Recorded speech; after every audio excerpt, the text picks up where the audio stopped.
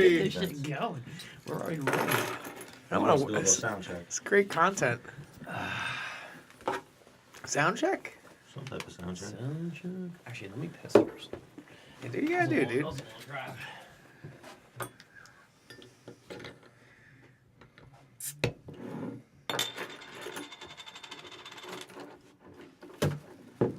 That should be the opening to the podcast. What?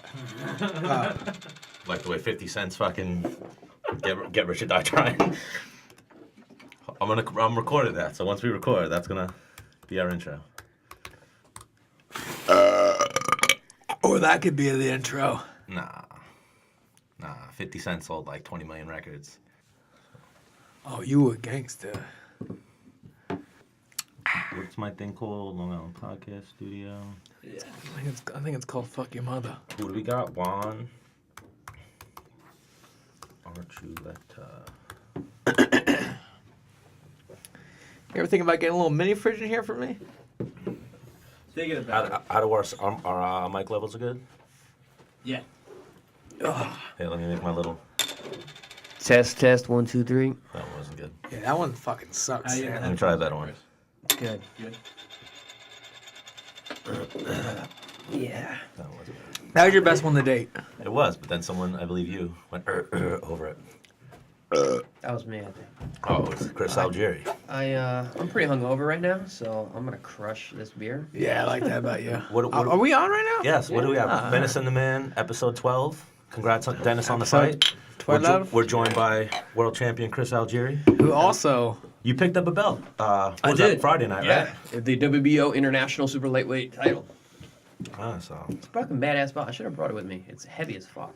what does it weigh? Probably like 25, 30 pounds? It's probably not that much. It's probably... It's just awkward to carry a little bit unless you have it folded up, I'm sure. Yeah. Yeah, because he asked if he should bring it, and I was like, I mean, if you want to. I was like, I'm not sure if we're doing any visual, I should have brought it. or not. But like in my head, if he brought it, I was gonna like have a hold of it and feel it out. You know, I have fought for a decade and didn't obtain any belts of any sort. Really? You Yeah. never won like a regional promotion belt. Well, the thing is like I could have fought for a title of like an amateur or like a, lower pro level thing, but I was like, no, like I want to go to the next level. Fuck that belt. Well, you were in this state of mind where you wanted money, so you were like, I'm going to the UFC. No. You No. were trying to go to the UFC as soon as possible. It seemed. No, it wasn't the money. It was just being the fucking man and fighting the best people. Well, anyway, if it was for that reason, you wanted to get to the UFC as soon as possible. Yeah. Like So you didn't I want mean, 15 regional fights. for me, being an amateur fighter and getting a belt, like the belt was nothing. I wanted to be pro, and then when I went pro, being a regional pro champion meant nothing to me, and I wanted to be in the UFC. And then the only belt I've ever wanted was the UFC belt. That was it. See, that's exactly how I was in my boxing career. Like, I never cared about any regional titles. Like, the only one that matters to me is the world title. And I used to turn down, like, the New York State title. They wanted me to do that. And I used to tell my promoter, I was like, all right, what's the sanctioning fee for that? Whatever that is, put that on my purse. I don't give a fuck about the belt. I want to make more money, and I just want to keep fighting. My kickboxing career is the opposite. I have, like, 40 fucking belts. Like, every fight was a fucking belt. Right. Let's hit up TJ, get him going, and then cause he's got places to go. People see. That's awesome that you guys got him. TJ. Well, if a little the guy. history, him and Dennis were actually both the runner-ups on the same season of The Ultimate Fighter, so they go way back. No shit. TJ was on the Ultimate Fighter back then? Yeah. What? He was the runner-up against Dodson. Ah, Dodson. Yeah. Okay. I actually remember looking up his record from the night. Let's try him. Hello? TJ! Yo, what up? T.J. Dillashaw, what's going on? Welcome to Menace and The Man. Just hanging out, man. Stan the Try Man. not to get too fat.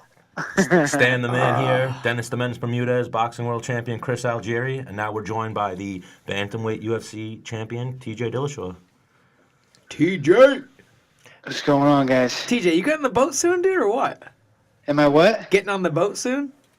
Oh, man, I wish. It's winter, though. I mean, if I had the boat out, maybe California somewhere, but my boat's out in Colorado.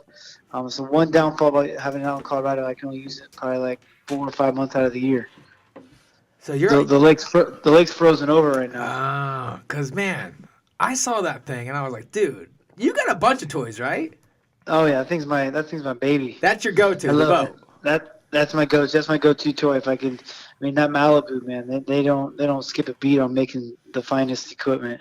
Now is that sponsorship to you, or that's out of you use your blood money for that? That's me. That's my blood money. All right. I Yeah. like that blood money. Yeah. That's Like right. I'm talking to my kids or like my lady or whatever. Like, yeah, man. Like, listen, enjoy that. I use my blood money on that. Yeah, Yeah. I got, For sure. I got That stitches was- in my face right now. It's definitely blood money. I get it. Yeah. and then you got what's that? You have a sidekick? Or what's that thing Oh called? yeah, that thing's a sponsorship thing, but yeah, it's a sidekick. That's through Polaris. That was fun. It's fun to have out in California. It's like a motorcycle / car. It's 3 wheels. Yeah. Gets on it pretty good. What it's really made to do is donuts. So Wow. you go find somewhere to just go get loose and do some donuts and have a little bit of fun. That's just a fun little toy. And then But yeah, I got that Acura NSX. Okay. Oh damn. that's, The new one? Yeah. Yes. Yeah. Yes. That thing's insane. That thing is fast.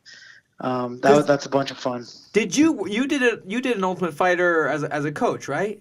Yes. And did you get the NSX off of that? No, they were gonna buy me a car, whatever car I wanted, and I was shopping around to do it. And then instead of me buying like a brand new car, like Dana's like, oh, did you get this supercharged Range Rover, get G-Wagons, you get all this stuff. I started looking into them, like a $125,000 car. I was like, if I'm going to get a $125,000 car, I'm going to get a badass old 1970 Chevelle with a big block in it. So I started shopping around, and I found found a 1970 Chevelle I wanted. Picked it all out, found it, sent it to Dana, like, hey man, if I'm gonna get a car, this is what I want to get. This thing's gonna hold its value. I'd really go this route. He's like, all right, kid, I'll send you the money. You can go buy it. I was like, deal. You sent me the money. As soon as I got the money, there's no way I was gonna buy it. Yeah, you got you got to hand that thing to me. Yeah. Dude, I'm too smart, man. I got too many goals for the future and setting up businesses, and I'd rather buy a house than I would a car. Yeah, I Smart heard move, that, man, man. smart move. Oof. Because I remember, I think after New York got legalized or something, they were pushing to have a fight in Hawaii, and then like people and I had a win over Max Holloway, and they're like, ooh, like someone like tweeted me like Max Holloway versus Dennis Bermudez, like New York versus Hawaii, and I was like, fuck yeah, like let's do it, let's do an Ultimate Fighter. I started looking around at cars and I never got the call. Yeah. I never got the call. Yeah, it's fun though. It's fun to shop around. Way better being a coach than a contestant on The Ultimate Fighter, no? Oh, dude, so much better. So, I mean, you get to actually live a normal life for the most part, and then come on camera when you want. When you're in the house, like, you're stuck. You're in jail for 6 weeks, Like, you gotta abide by their rules or you're getting kicked off the show. Did you two have any interactions in the house? I was just gonna say that We going were into on separate teams, Yeah. but we definitely knew each other were wrestlers, kind of that same background. So we were cool. We always played cards. We stayed in the same room, right? No, I was with Oh no, you were with Dusty. yeah, I was with Dustin Pegg and Johnny Bedford. The only That's right. 3-bedroom room That's right. in You the guys whole got place. hooked up in Yeah. that one, Yeah. dude. With its That own was by far the bathroom. best room. Yep. Yeah.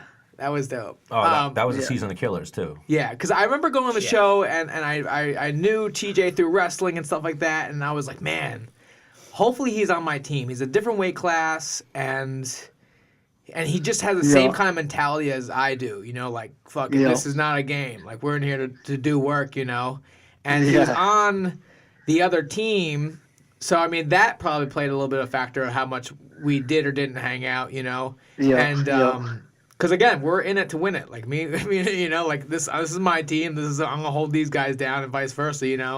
Of course. And then also like our schedules and stuff like that.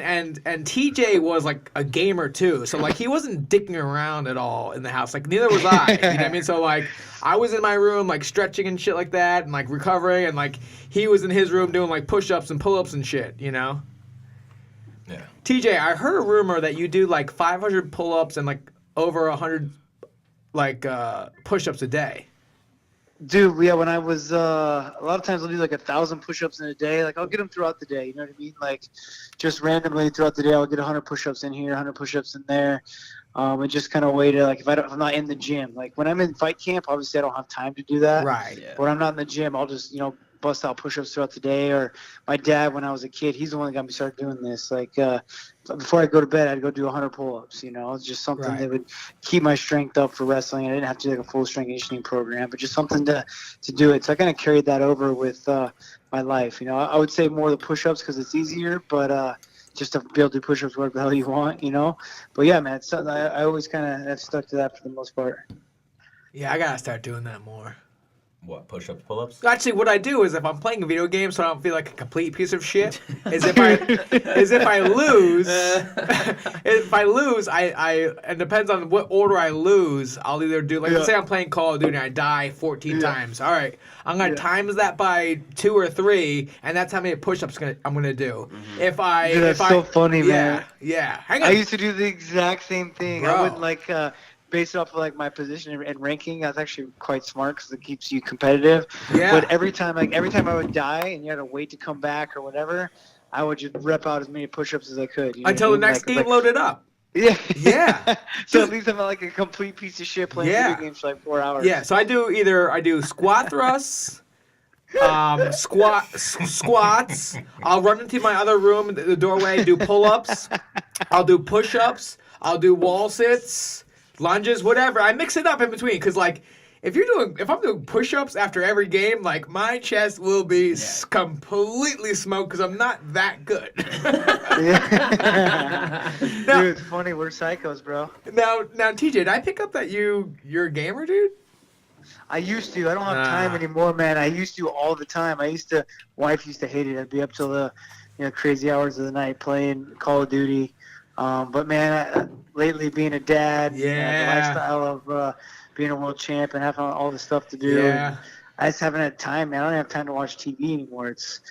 I used to love just to be able to get on some Netflix and veg out and not do anything for hours, but I don't have that luxury anymore. So I mean, but I got other luxuries. I got businesses I'm starting. I got my son. Let's talk about those businesses. Yeah, man, for sure. I see the spices. Yeah, the spices has been one I started about 2 years ago with a buddy of mine, Keeney Tinney, and Steve Martin down here in Southern California. About 2.5 years ago, I got on a new diet with my strength and conditioning coach, Sam Calavita, where I wasn't eating any sugar, no table salts, no complex carbs, and got very strict on my diet. And so when I started doing my meal prep, I realized I couldn't use any seasoning, because everything had buttloads of sugar or table salt in it. It had a lot of carbs. And so I said, this seems like a perfect little niche. Everyone seems like they're going keto, they're going paleo, they're doing all these diets, and they're doing a lot of meal prep. So I figured I would start my own spice company, and it's been doing awesome, man. I mean, we're still small, we're growing, but we've grown a lot in the last 2 years, which is pretty exciting to see. Just to be able to take everything in. Like, I get to choose what flavors next. I get to do all the food tasting and have fun stuff. It's a pretty full fun project that fits perfectly into my lifestyle, and it's a very organic way to create some income, Yeah. So that was the first one I started. Yeah, it's crazy that you're talking. I had no clue, but I mean, we got world boxing champion Chris Algieri in here, who's actually my nutritionist. He's also Jacob's nutritionist. Yeah. Like he is like the man on all those things. You want to? Nice. I mean, is there anything you can add to that, Chris? I mean, What's up, champ? I mean, that's awesome to hear.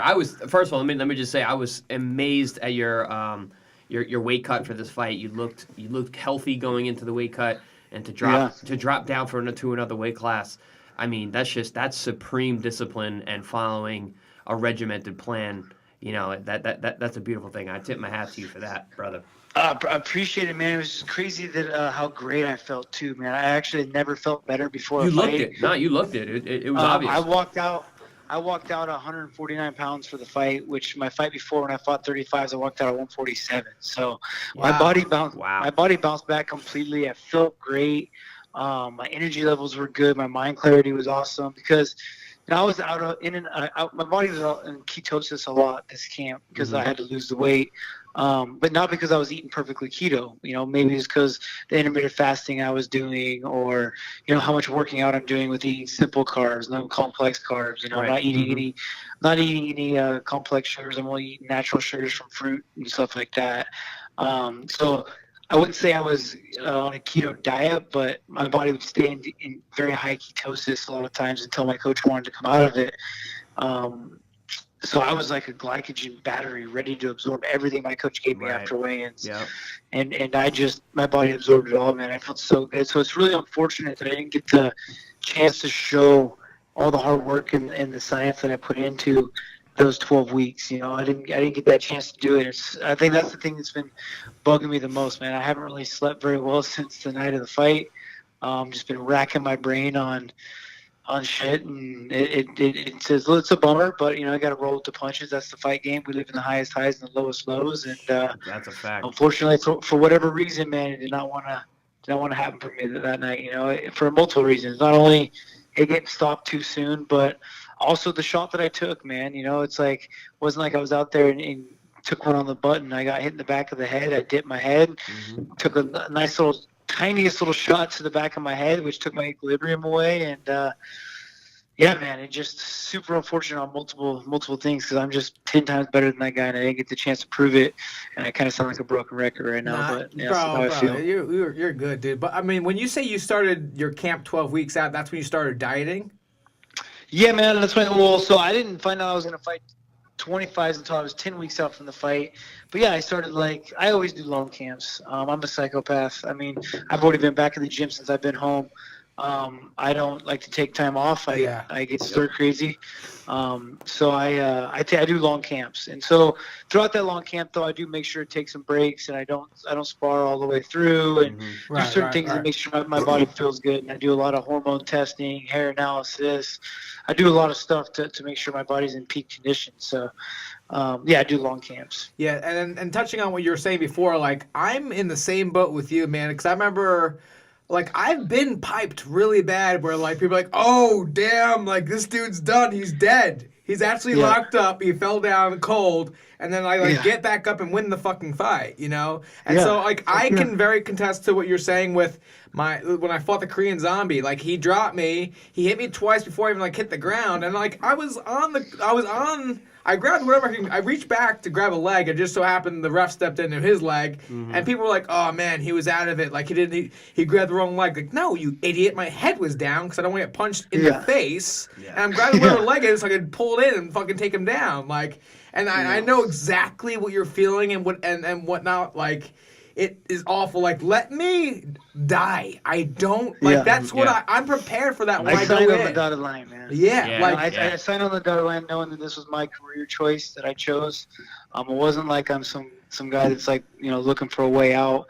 I was talking to the ref. So as he said, he was like, as soon as I went down on the shot in the back of my head, he says, "Show me something, Dill. Show me." I said, "I'm good.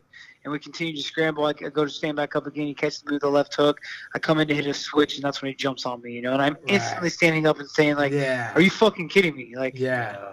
Come on, man. Yeah. It's a little bit different if I would have, gotten stiff. I mean, look at the fight that happened before me with, what's his name? The big Brazilian dude. Shoot. Dextera? He Glover? beat up and came back and won. Yeah, Glover Teixeira. Oh, yeah. Pounded on, dude. Pounded on. Yeah. You know what I mean? And then they let the fight go like they should have, and he came back and he won the fight. Yeah. It's one of those things that it'd be different if I got just stiffened by someone on the jaw, and I'm going to be taking undead. I'm just going to take some serious damage. But he had some tiny little rabbit shots in there. He's jumping on me, and he hit me to begin with in the back of the head. So it's none of those things are going to affect me whatsoever. Right. Yeah. And it just, man, I didn't even know who that ref was, but he'll never ref me again. Yeah.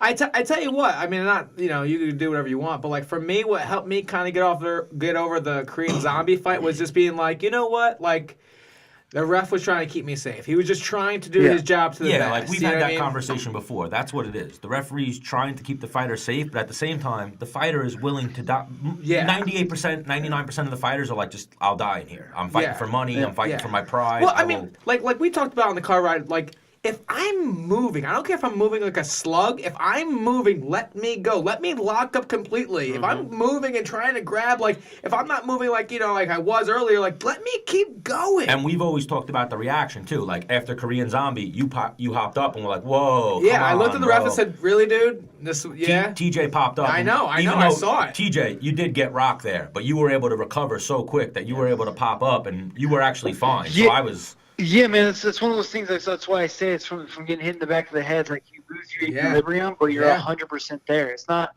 when you get smoked on the jaw and your lights kind of go out for a second. That's a different kind of dazed.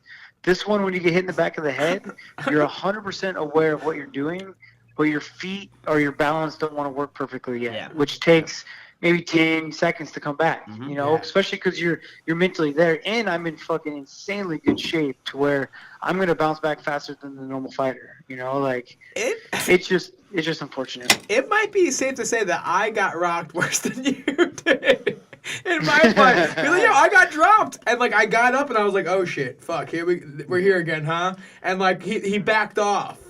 Because I put on that poker face, like, well, if you're going to call the Cejudo Dillashaw fight a premature stoppage, and you can look at how Dillashaw reacted when he stood up, I think Dillashaw got hit harder, but recovered, like, instantly. So, like, to watch that and then see it stopped early, that's, like I said, what I gauge it off of is how do they react? Yeah. Did they push the referee and immediately walk away and they're able to walk? Or did they get up, stumble into the referee, start wobbling, shoot a double leg on the referee, then the fight's done? Dillashaw was arguing immediately with the referee. He spun around and was like, "Come on, that's what's different about my sport. We have that 10 seconds. That's where the ref can assess, how hurt the fighter is or not. A lot of the fans were upset that the fight got stopped like that too, because they were like, obviously they didn't think of the fighter's safety, like the referee was in there thinking in his job, but they think of the entertainment. No, the fight was stopped early. He was on a single leg. So. Listen, at the end of the day, of course, it's for the fighter's safety and there to save us, but. That's the main event. Dude, but it's to be honest, it's the main event. It's a championship fight. You're stealing millions of dollars out of my pocket. Millions, Millions. No, I'm arguing for you, brother. It's not just like for entertainment factor, for the record, for putting on the win or loss, like millions of dollars. Yep. You know what I mean? Like it's just like when you really think on that point of it, it makes you want to go and run that ref over in my car. So now, are you Cejudo or die next for this next fight? Like, you want Cejudo, you want to run that back at 125, 135? What's next? He said he would go 135. He wants.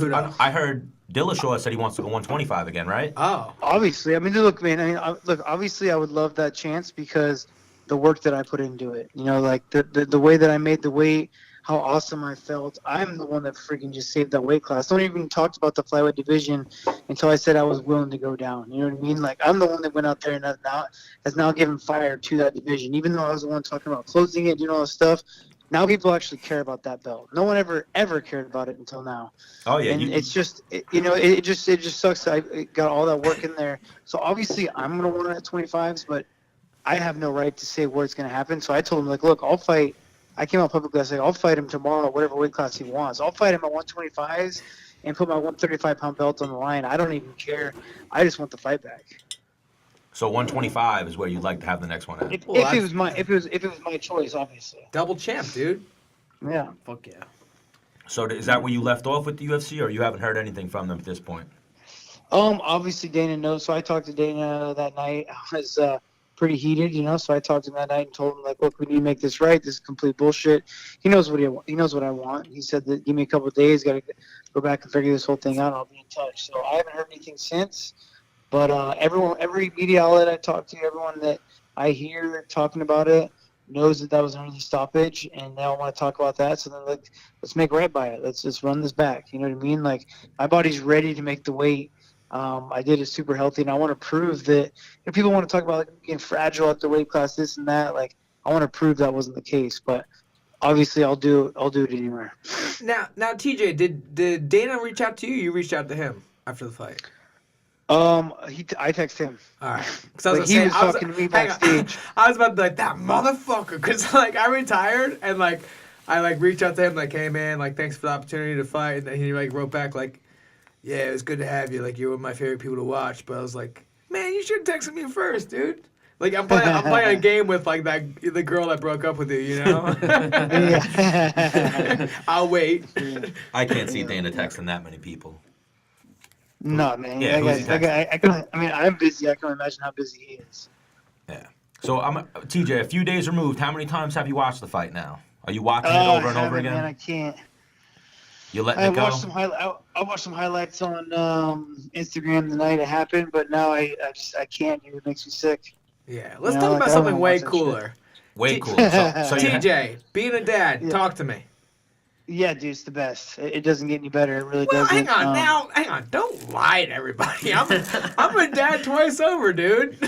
Yeah. Like, but dude, I have Dennis the is best like, it's situation in my aight. hang life. on. You know, I love when people have kids and they're like, "Oh my god, I've never been so in love at first time." I'm like, dude, shut the fuck up. The kid looks like an alien. Like, he can't do anything for himself. You have to fucking like feed him, like clean his shit. Like this kind of sucks actually. Like the only thing that's cool is like it's me. That's hilarious. Like that's it. I'm fortunate enough to have a gangster housewife that takes care of everything. She is seriously she wins the award of the world's best mom, man. She does. Yeah. You I'm got in a a very ride or die fortunate chick over there? situation where I get to do all the fun shit. I get to be the cool dad and have fun, and Right. mom's been taking care of everything. I mean, Now, obviously I've been in fight camp, but she's been killing it. Yeah, but you're using your blood money, dude. Yeah, exactly. Like, she should be killing That it. blood money goes a long way. Man. But hang on, but would you I would say at like 6 months you're like, you know what? This kid's alright. You're alright in my book. Right? When they can kind of it smile takes at you a little bit. The first 6 months you're pointless. You know, it's living off mom. Right. You know, she's breastfeeding him every 2 hours. Like, doesn't even know who you are. He's just a little flesh bot. But then, after 6 months, he gets a personality. Knows who you are. Smiles when you walk in They're the cock door, blocking you. You're trying to get to go in, and she's like, "Hey, I'm a little tired, and I haven't gotten to sleep." You're like, "Dude, enough." Yeah. You have no kids, Algieri, right? No. Yeah, I got no no. kids. I have no No. interest in kids until they're like 3 or 4, until they have a personality and they're actually doing Right. shit. How old's your little guy, TJ? He just turned 1 in December. Yeah, he can walk now and shit, right? Yeah, He's so cool. He's so cool right now. And the thing is, he's only gonna get more cool from now. Yep. Like, He might get more annoying from now, though. nah, You I never mean, know. I'm sure he'll get fucking really pissed. But You have 2 boys. What Yeah. do you have, TJ? 1 boy? Yeah, 1 boy. Yeah. Yeah, so I have 3 nephews, and they're fucking insane. yeah, no one cares about your nephews. But I'm just saying, boys, the 3 Bermudas boys, they were fucking crazy. Yeah, You're gonna yeah. tell me they weren't? Yeah. Hey, TJ, what you have an older brother? I know that. How many? Yeah. Is I this have, you an and your? I have an older and a younger brother. Oh, so we're the same person? You're the middle guy? Yeah, I'm the middle child. And Wait, you're that's it. There's the Dillashaw boys, no sisters, no nothing. So 3 Dillashaw boys. 3 Bermuda's boys. Yep. 3 yeah, bro, that's a thing. That's a thing. I know Three- so many three- people three with 3 Dillashaw brothers. boys. You're guaranteed to be able to fuck somebody up. Was Cal Sanderson the middle brother? I don't know. I think he was. Cause there was Cody, and then who's the younger guy? I think. I mean, LaFleur has a sister, but LaFleur's a middle brother as well. Yeah. Bro, it's Is a real he? thing. I've seen it growing up. Yeah. Throughout my life. Whenever Chris, there's 3 you're brothers. just older brother and then you, right? Yeah, it's just 2 of us. Well, you have an older brother, so you were fighting growing up. I was getting my ass kicked Oh, yeah. growing up. Yeah, I always look at that with Exactly. people. Like, I didn't have an older brother. I had cousins and training and shit beating Yeah, me that's up. why you're not a professional athlete, Dennis, Stan. come on, man. And all 3 of us are. Yeah. Injuries. Oh, okay. TJ, what's the age difference between you and your brothers? We're all 5 years apart.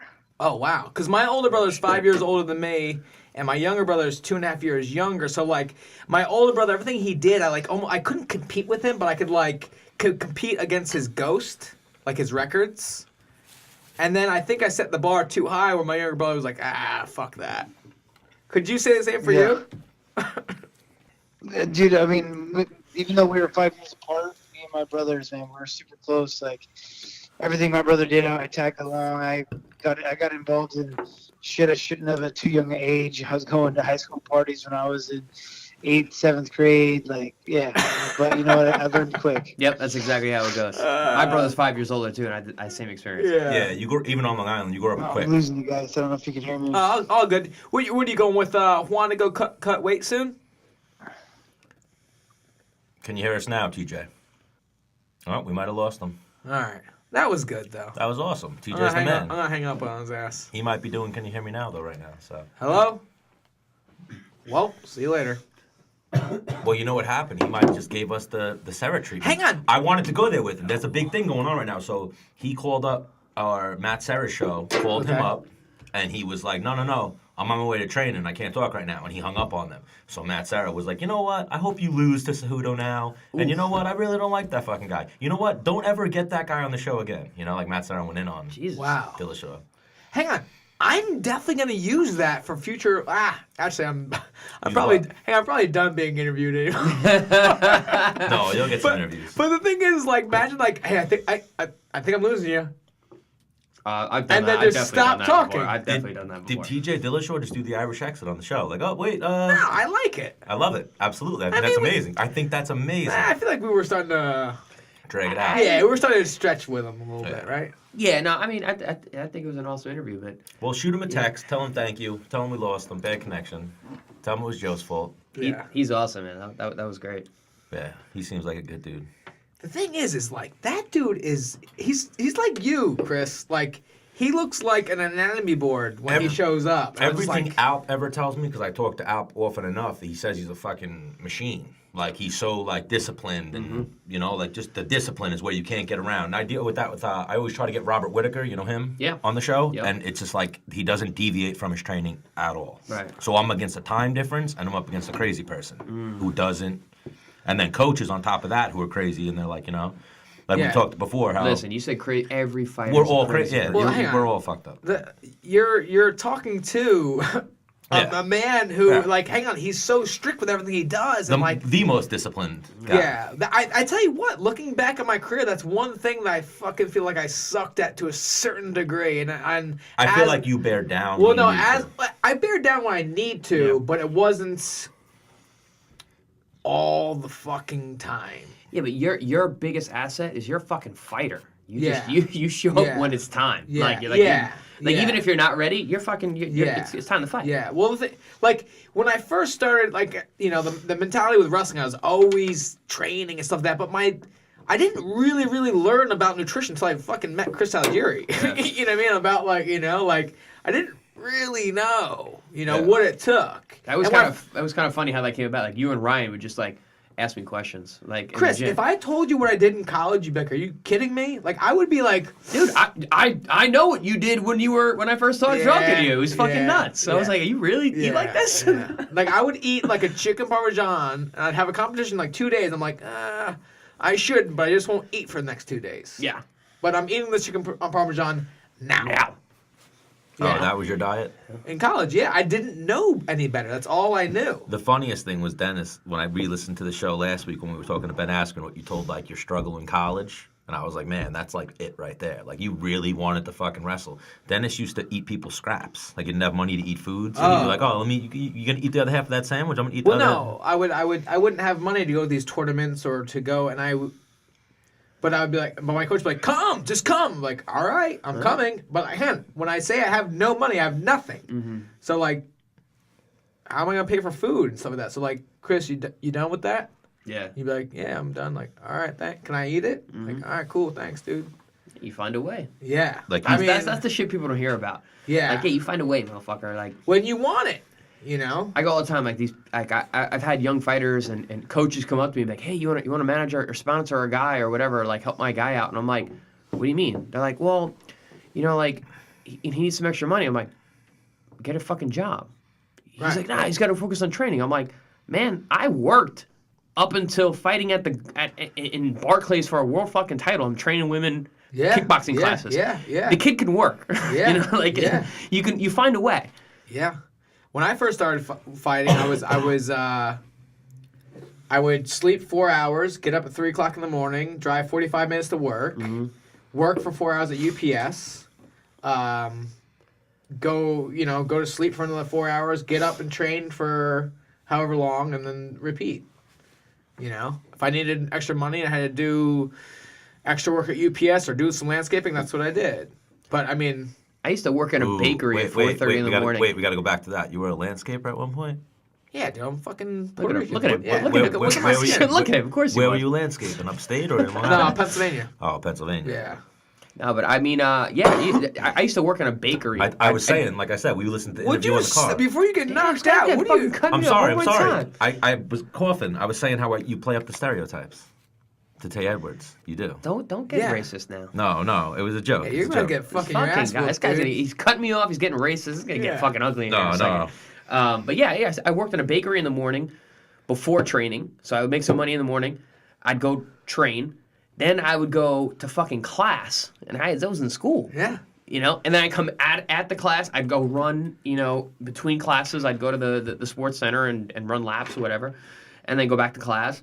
And I'd be in school all day long, and then come back and go to the gym, and then train people at night. My girl was like, "When do you sleep?" I'm like, I don't know, I'll sleep later. Good. I'm Figure it good out. right now. Figure it out. I got Yeah. shit to do. When did you get into the actual nutrition aspect of like working with fighters on that angle? Oh, working with fighters? Dennis and Ryan were my first two. And what year was that?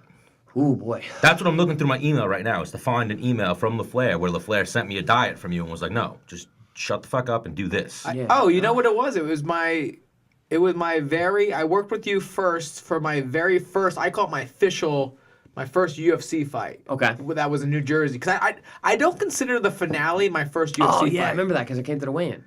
Yeah. Yeah. Yeah, no, I don't consider the finale my first UFC fight. Yeah. I consider my first fight outside of anything That makes sense. The Ultimate Fighter related, my first UFC fight.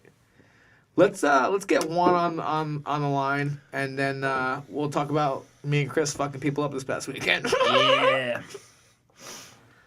So yeah, all the way back to 2011 is when LaFleur sent me this diet. Just Hello? Just forward Chris the money. Yo, Juan! Yo, what What's up, dude? up? Juan Archuleta, going what's on? going on, my man? Welcome to Menace and The Man. What's up, man? Thank you. I appreciate it. Thanks for having me. Thank you for joining us. Stan the Man here, Dennis the Menace Bermudez, and we're also joined by world champion Chris Algieri. What's going on, son? Nice. Dang. You guys got the lineup. Gang, gang, gang, All, gang. all studs. Well, I mean, Stan. Bro, we're gonna post a video in like 3 weeks. Get me in shape. Algieri, I used to fuck Dennis up. I fucked Dennis up in training. God! Oh, shit. 1,000,000%. Dude, this you guy can't get, say that to Dennis Juan, right Juan. after a big win like that. Juan, this guy gets, Absolutely. I Juan. can't believe Dennis comes out of pocket a Juan, line like Juan, this. you're lucky you're not in here, bro. It's getting Juan, really this heated. dude drinks 2 beers and he starts getting fucking Fruit Loops in here. Yeah, all right. Why would I make things like that up, Dennis? Why would I make things like that To up? fucking puff your fucking ego, dude? Nah, you're just a dick who likes to talk shit sometimes. That's fucking hilarious. But anyway, and he's like 5'6" too. I'm like 6'2". So what are you gonna do, Dennis? Take you down and fucking maul your ass like I always do. Yeah, maybe. Hell, Maybe. But Juan Archuleta, you fighting Ricky Oh, yeah. Bandejas this weekend, right? We would start. yes, sir. Are you with Dillashaw right now? Did Dillashaw just hang up on us or lose No, connection? I'm not with Dillashaw. I had to go do some media scrum over at the LA, and I just got back. Oh yeah, we just had TJ on. We had a little phone difficulties at the end, but we were talking about how he's gonna help you head to where is this fight? San Jose, California? LA. LA? No, it's LA at the Forum. Oh, so LA at the Nice. Forum. He's about to head to LA and help you cut some weight. Nice. Oh yeah, we'll get ready to get on this weight cut. Where are you at? What do you weigh right now? I'm at my house right now. I just got home. No, Dennis was asking what you weigh right now. Oh, what do I weigh? My bad. Right now, I woke up at 140, 142. Did a little workout at my house down to 140, and then what's it called? I haven't checked my weight after I ate my breakfast and drank some water and stuff. You have to be 35 on the dot, right? Because it's a. No, I could be 36. I could be 36. Oh, well, this isn't a title fight, right? No, yeah, Right. not yet. This is for #1 contention though. I like that. And is that clear? So they say, they've given but, you you that know. word? Yeah, so they say, but you can only control what you can, which is your next fight. Right. Mm-hmm. So, yeah, everyone knows how that plays out. So, Yeah. I just got to keep doing what I'm doing, but it keeps shining. So now what do you usually do to prepare for an opponent? Like, do you watch tape or you just get yourself ready or are you like scouting guys? Your coaches do that? What goes on? So yeah, we, I have some great training partners. I've trained with Dennis before, and like just got good at just evolving as a fighter. Then the last 2 weeks, I just honed in on a game plan with my coaches. It's working on getting better and progressing as a martial artist. And then you spend the last 2 weeks like, okay, let's really focus on what we're gonna do this week. We trained together at Rain, right? Yeah, over with at Mark's. Oh, how long ago was that? Goes back. Yeah, probably like 3 or 4 years ago now. Yeah. And then you left when Rain closed down. You went right with TJ over to the training lab. I was a traveler. I was a gypsy traveler, going over to out to Colorado, out to Palm Springs, Albuquerque with Cub, and just traveled a lot. Was trained under Joe Stevenson, but yeah, man, and then once I was on the Ultimate Fighter coaching the wrestling for TJ's fight. He wanted to do a camp out here in California. And then one of my sponsors had a gym that he had given me to basically do whatever I wanted with it. And I asked him if we could run a gym out of it. And he said, yeah. And then one thing led to the next. And then the training lab started. Oh, so you're like really heavily involved with the training lab over there. Oh, I've known Sam, my whole life. I mean, all these athletes came from my connection, and then wanting to follow the Sam's program, because I would go there, and I would be strong enough, have condition and everything, and just everyone wanted to know what I was doing, and so we just started implementing Sam's program into combative sports, because Sam went to school with my dad, so I've known him my whole life. And who's Sam you're referring to? Sam Calavita, the mathematician that everyone that owns the training lab, one that does all our calculations, our weight cut, our strength and conditioning, the madman behind everything. Oh, so the guy behind the guy who does all the stuff for TJ. Because I usually associate the training lab with TJ. Yeah. Okay. Yeah. Yeah. So- basically. So you train with a bunch of fucking killers. I mean, Cub, Alps over there a little bit, right? TJ. Yeah. Like. Pico. Yeah. Yeah, Pico. It's like, man, when there's a lot of alpha males around, sometimes and it's not going your way, like. But it's tough in the fighting game. Like, if, like, let's say I'm sparring with Chris and he's fucking me up, like, there's nothing, like, I can't get a baseball bat and, like, hit him. Like, we're already fighting. Fighting, Like, Yeah. which is the answer to, like, a problem. Like, Yeah. Yeah, if you're whooping my ass in basketball, like, I'm gonna fuck you up now. Yeah, But it's like, because in wrestling, dude, like, if you were housing somebody, like, fist fights. yeah, it was amazing. Oh, yeah. Oh, Goes to Yeah. blows. my coach would let the shit go. Yeah. For a little bit. Oh, Like- we used to box. Yeah. So Well, my we my had, wrestling like, room in high school, we would, like, if we had any altercation, any kind of problems, the coach would be like, all right, we can handle this. We'll get out gloves and put a mouthpieces and we'll box. Yeah, And we'd love beat the that. shit out of each other. It was great.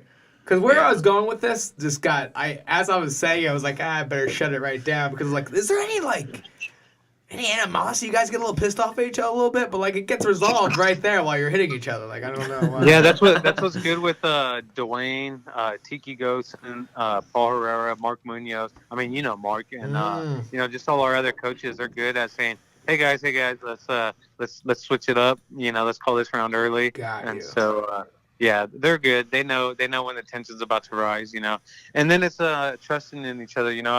I don't have an ego. When if I'm getting my ass beat, I'm getting my ass beat. Right. But I know the next practice, I have something to look forward to. Get better. It just humbles you. It's when you're not beating someone's ass and you think you're King Kong and your shit don't stink. Then then you're having some problems, and it shows in your fighting style.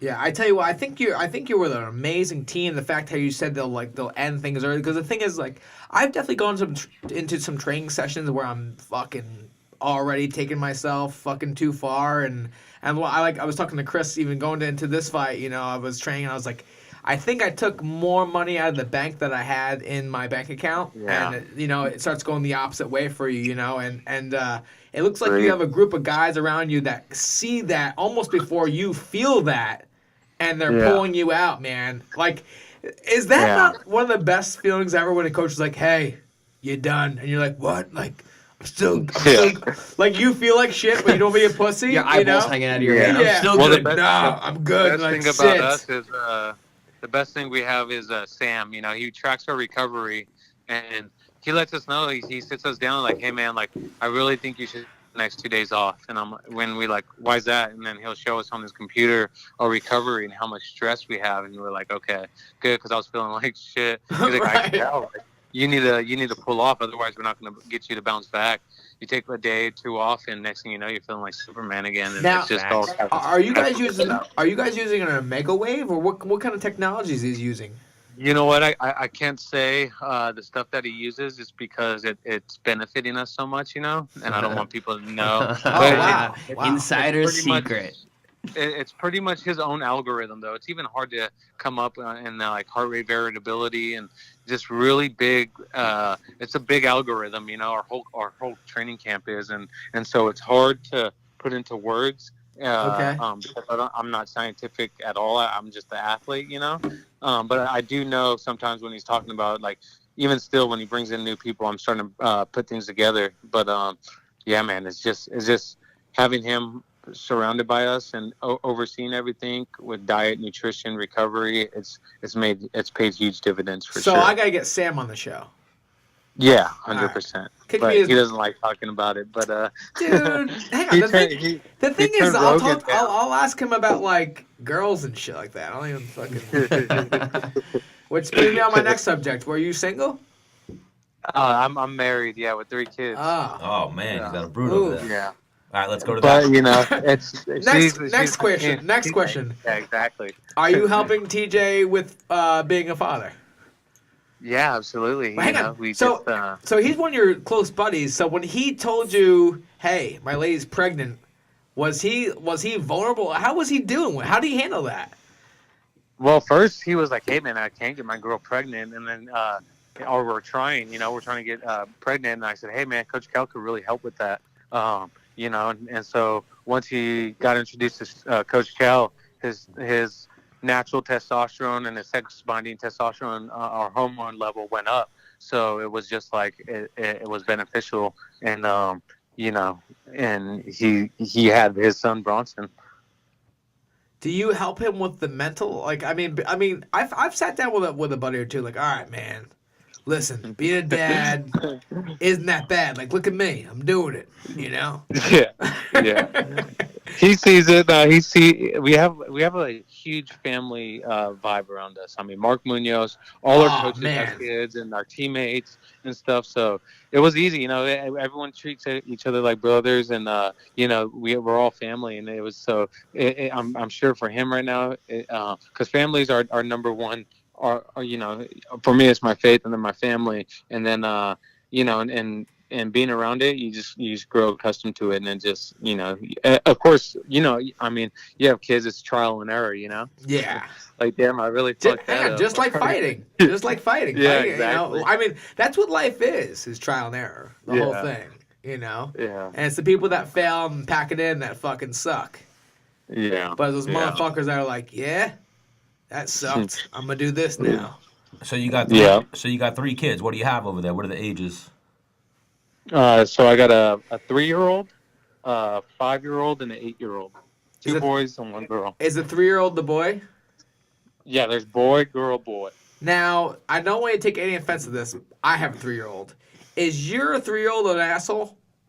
Oh, the worst. Yeah. You think you could beat my ass all the time? Dude, because my son, I'm like, dude, I'm going to choke slam you little bastard. And he gives me like this little adorable smile. I'm like, you're lucky. You are so lucky.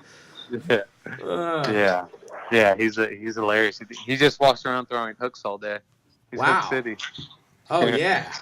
Yeah. So, When he's hilarious. When I bring the kids to the gym, they run past everybody, put on headgear, grab gloves, and just start going to town on each other, the bags, the whole nine. Yeah. Now, for sure. hang on. So, how many times have you been asked this awful question? Are your kids going to wrestle or fight? Oh, dude, right? It's like, dude, I'm going to let my fucking kids do whatever the hell they want. I'm like, I actually want them to be fucking computer nerds. Yeah. The last thing I want them to do is have zero future in wrestling and get their ass beat and yelled at all the time. Like, that's the last thing I want for them. I want them to play golf or tennis where all they have to do is just fucking dedicate themselves to hitting the ball and outplaying themselves. Well, there's more money in computers. Yeah. And if your shit gets fucked up, like, yo, help me out. Right? Yeah, for sure. My son loves video games. My oldest, he's a little computer whiz. Do you play video games?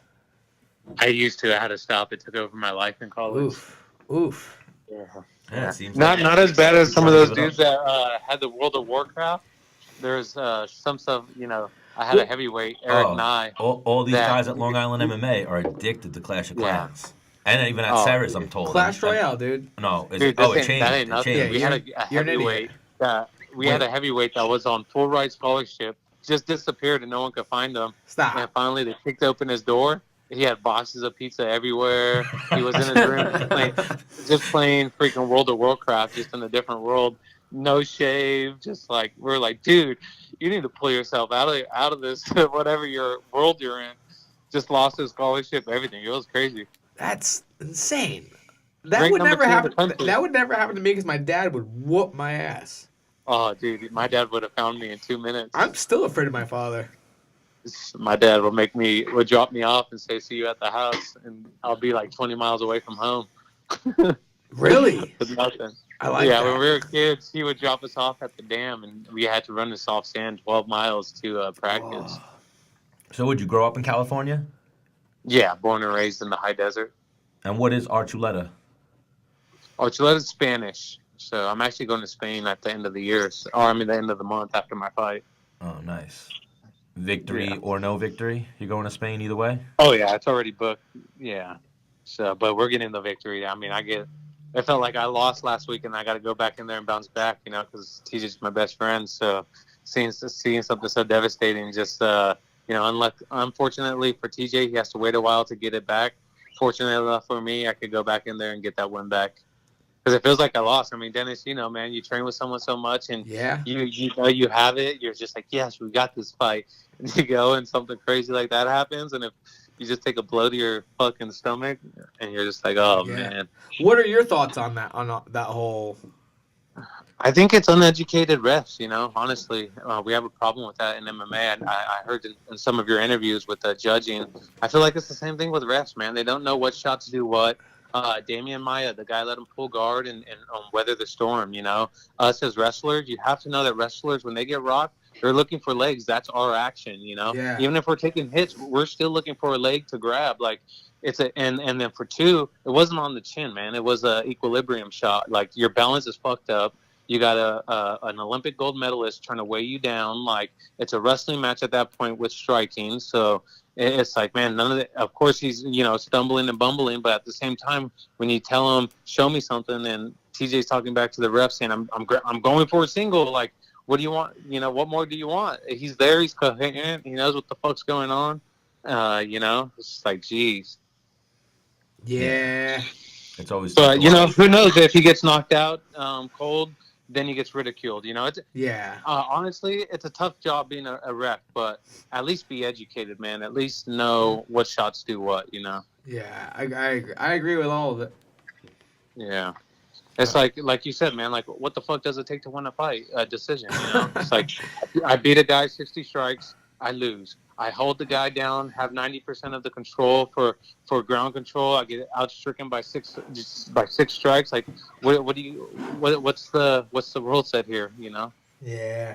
Yeah, it's always tough, the reffing and the judging. I think the answer is more judges and more, competent refs. You need former fighters to be referees, people that know. But then also you get into bias and all that, but, that's a whole different conversation. But Juan Archuleta, we want to thank you for joining us. Let our follower know how they can find you. Yeah, hey, first of all, I want to thank you guys for having me, and I want to congratulate Dennis. He gets all the light here, man. This guy had a Thank great you. career.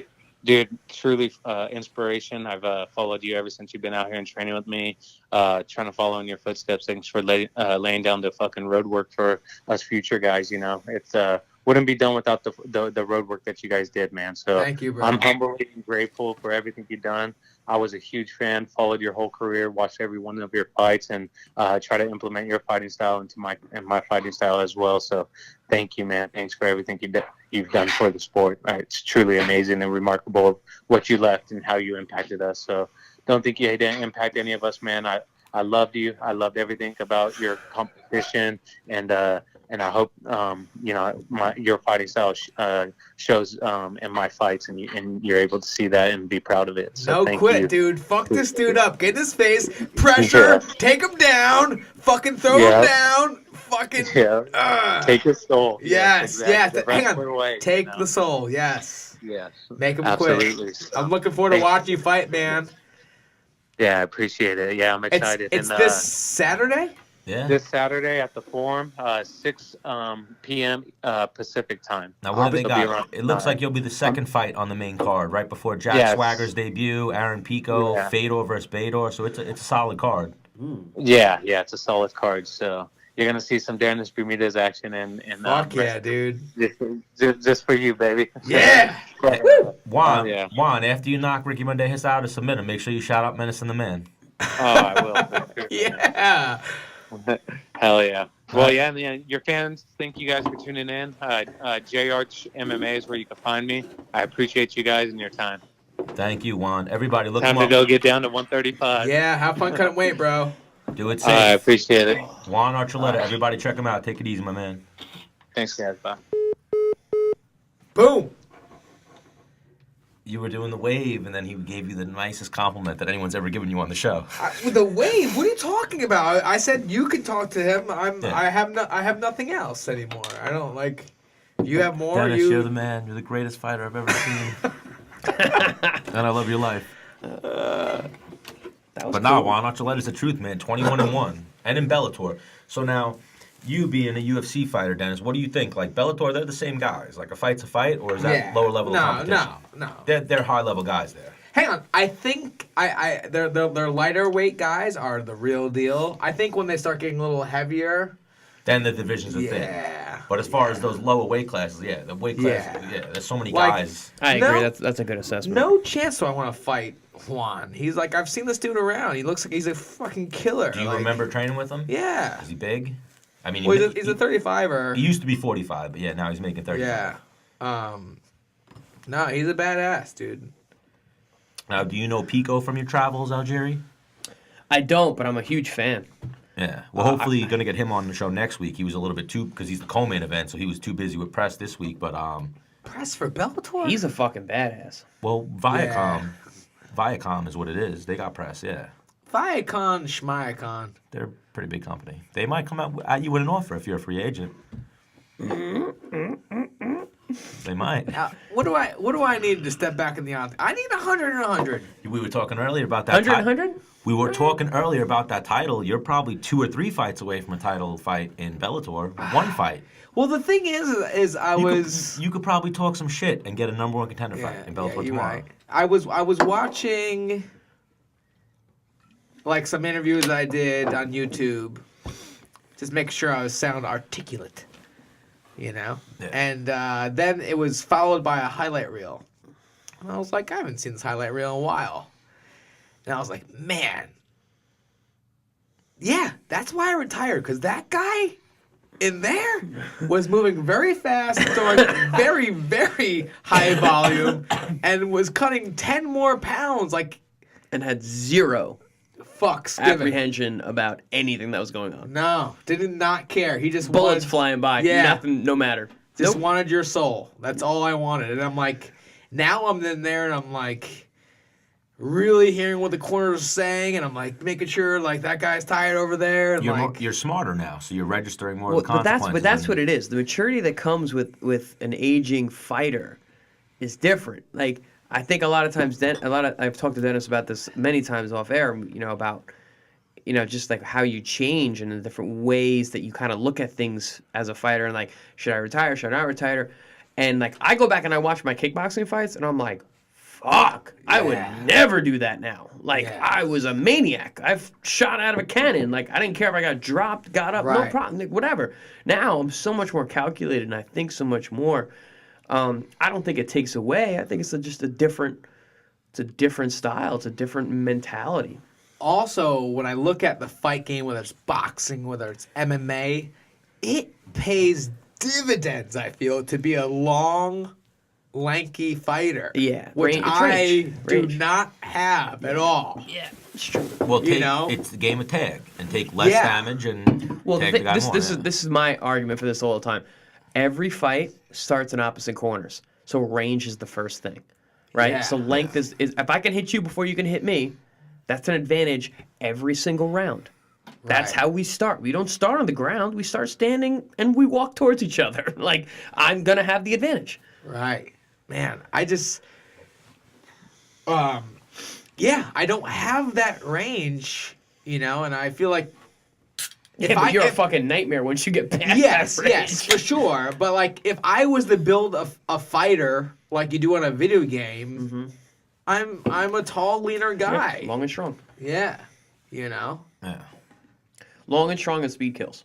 But then Yeah. it's different game plans. If you're depending on your build, if you're short and stocky. But in terms of endurance, your game plan is head movement and getting around someone's range. but in getting around terms of someone's jab. of energy required to fight as a stockier guy versus a longer, taller guy, those are two. Like the energy I have to use, I feel, is way more than a longer. Something I feel like you always had in MMA that made up for your lack of reach was your leg kicks. So you were able to throw things out here and then still land a leg kick, or still show a leg kick. Yes, but a when I throw that leg kick, I might as well be shooting a fucking double. Like I'm putting everything in that motherfucker. Yeah, a long jab Yeah. is like effortless and just it adds points on the scorecards and just overall a longer, taller fighter. It takes less energy and I look at some of these fights when I go in them like, oh, fuck, I know what I have to do. Well, like even when you fought Tay, you never had the reach or height advantage. Have you ever really had the reach advantage on a fight? Where it was overwhelming? Jimmy Rivera. Yeah, you know what I mean? Like a 135 or Hang on, and then he mollywopped me on the feet, and I was like, what the fuck? I finally have a fighter I could fucking... He Tiger Showman's the shit out of you. Yeah. That first round. I don't know. But, so Chris... Yeah. So I want to, congratulate you. I've talked to you via text, but like, man, I was, getting ready to scrap, and I was getting asked, who's in your corner, and I was like, so Ryan LaFleur and Greg DiPasquale for sure, and I was, going in my head, who like gets me fired up and gets me going, without even doing anything, and like you were like top 3, Yeah. and I was like, and he's right here. So when I reached out to you, it's like, hey, Chris, I know you have your own fight coming up. And I totally got it if you're like, yo. It was Dude. it was the night before. Yeah. Yeah. Like, I got my own thing going on, Like, I totally would have got that, And, but he was like, yeah, I'm in. I'm like, yeah, man, I just want to, like, just come watch a sparring session, one mitt session, and then we, So everything that we went over in our mitt session, I had Ryan and Greg do again. Like, hey, this is what me and Chris went over. We do it like this. Let's... And you did it in the dressing room, and then you did it in the cage. So I was so fucking happy about that. I mean, I really wanted to land, like, long jab, double, like, stiff jab, overhand, and sleep him and be like...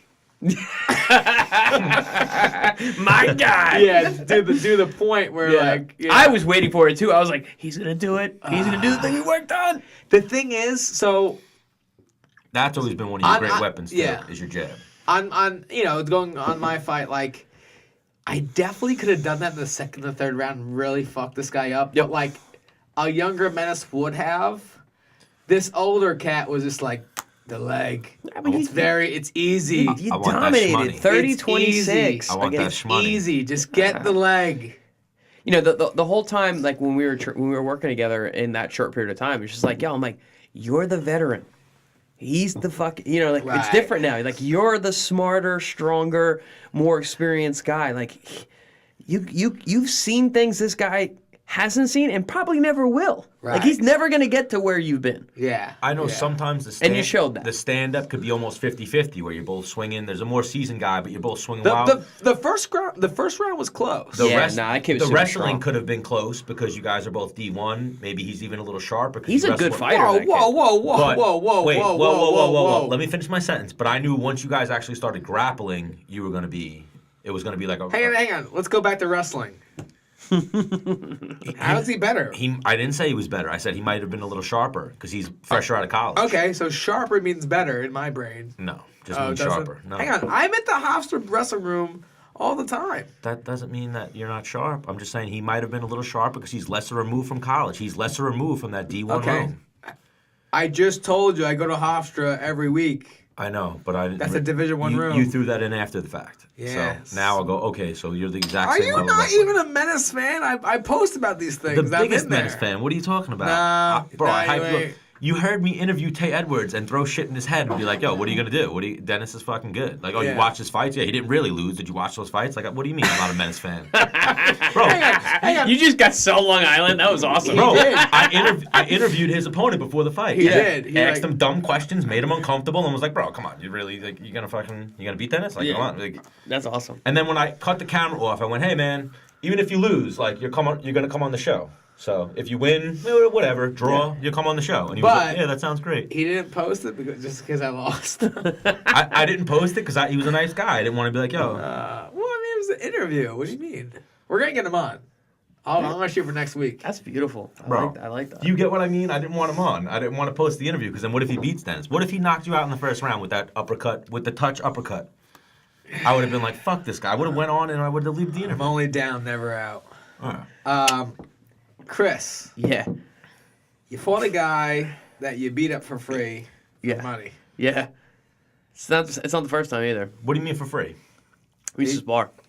They used to spar together. Oh, they spar together. Like, that's what hang you on, mean. they sparred more than Wow. me and you have sparred together. Yeah. No, we sparred a Like, lot. way more. Yeah. Yeah. I don't like fighting sparring partners for a number of reasons. Beyond the fact that like it's like, come on, dude, like you want to fight me now? Yeah. Past all that, like all that quote unquote bullshit. Just the idea, like someone you've spent so many rounds with is like, they've seen you tired, they've seen your best, they've felt your power, they've felt your speed. That sucks, man. What's his name again? Danny Gonzalez. Wow, They okay. felt you power in the first round, too. The second round. You know, No, That- he's talking about sparring. yeah, that's what I'm saying. though. Yeah, that surprise factor is really underestimated in a real fight. If real fighters know. Yeah. Because that surprise is big. Because no matter what, you're going into a fight like, I don't know how hard this guy hits. Everyone hits different. People ask me, like, who's the hardest puncher? I'm like, yeah, you can't answer that.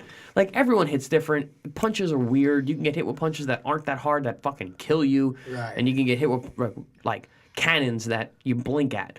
You know, like, so, but, like, that surprise factor is so huge.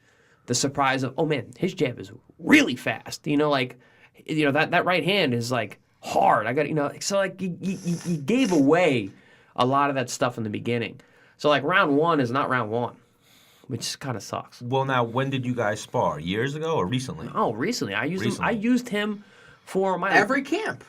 Nah, no. almost. Whenever I fought guys that were shorter, stockier, and kind of were going to come forward, he was a good guy for that. So I used him for Promatnikov, my world title fight, 4 years ago.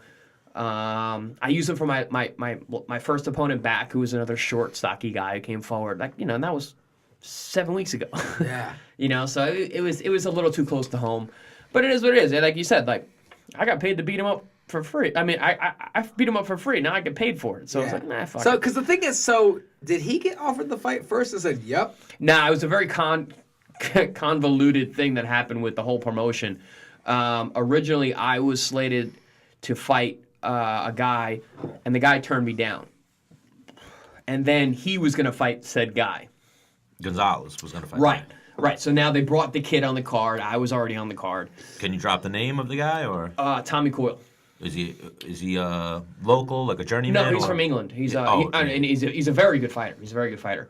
Yeah, they said they needed more time for my fight. He hurt his hand, and then he pulled out of the whole card entirely because the hand was a problem. Yeah. So then it was kind of like left up in the air. I was like, oh, we got this guy on the card now. Algieri's definitely on the card. They're in the same weight class. Like, oh, have fight each other.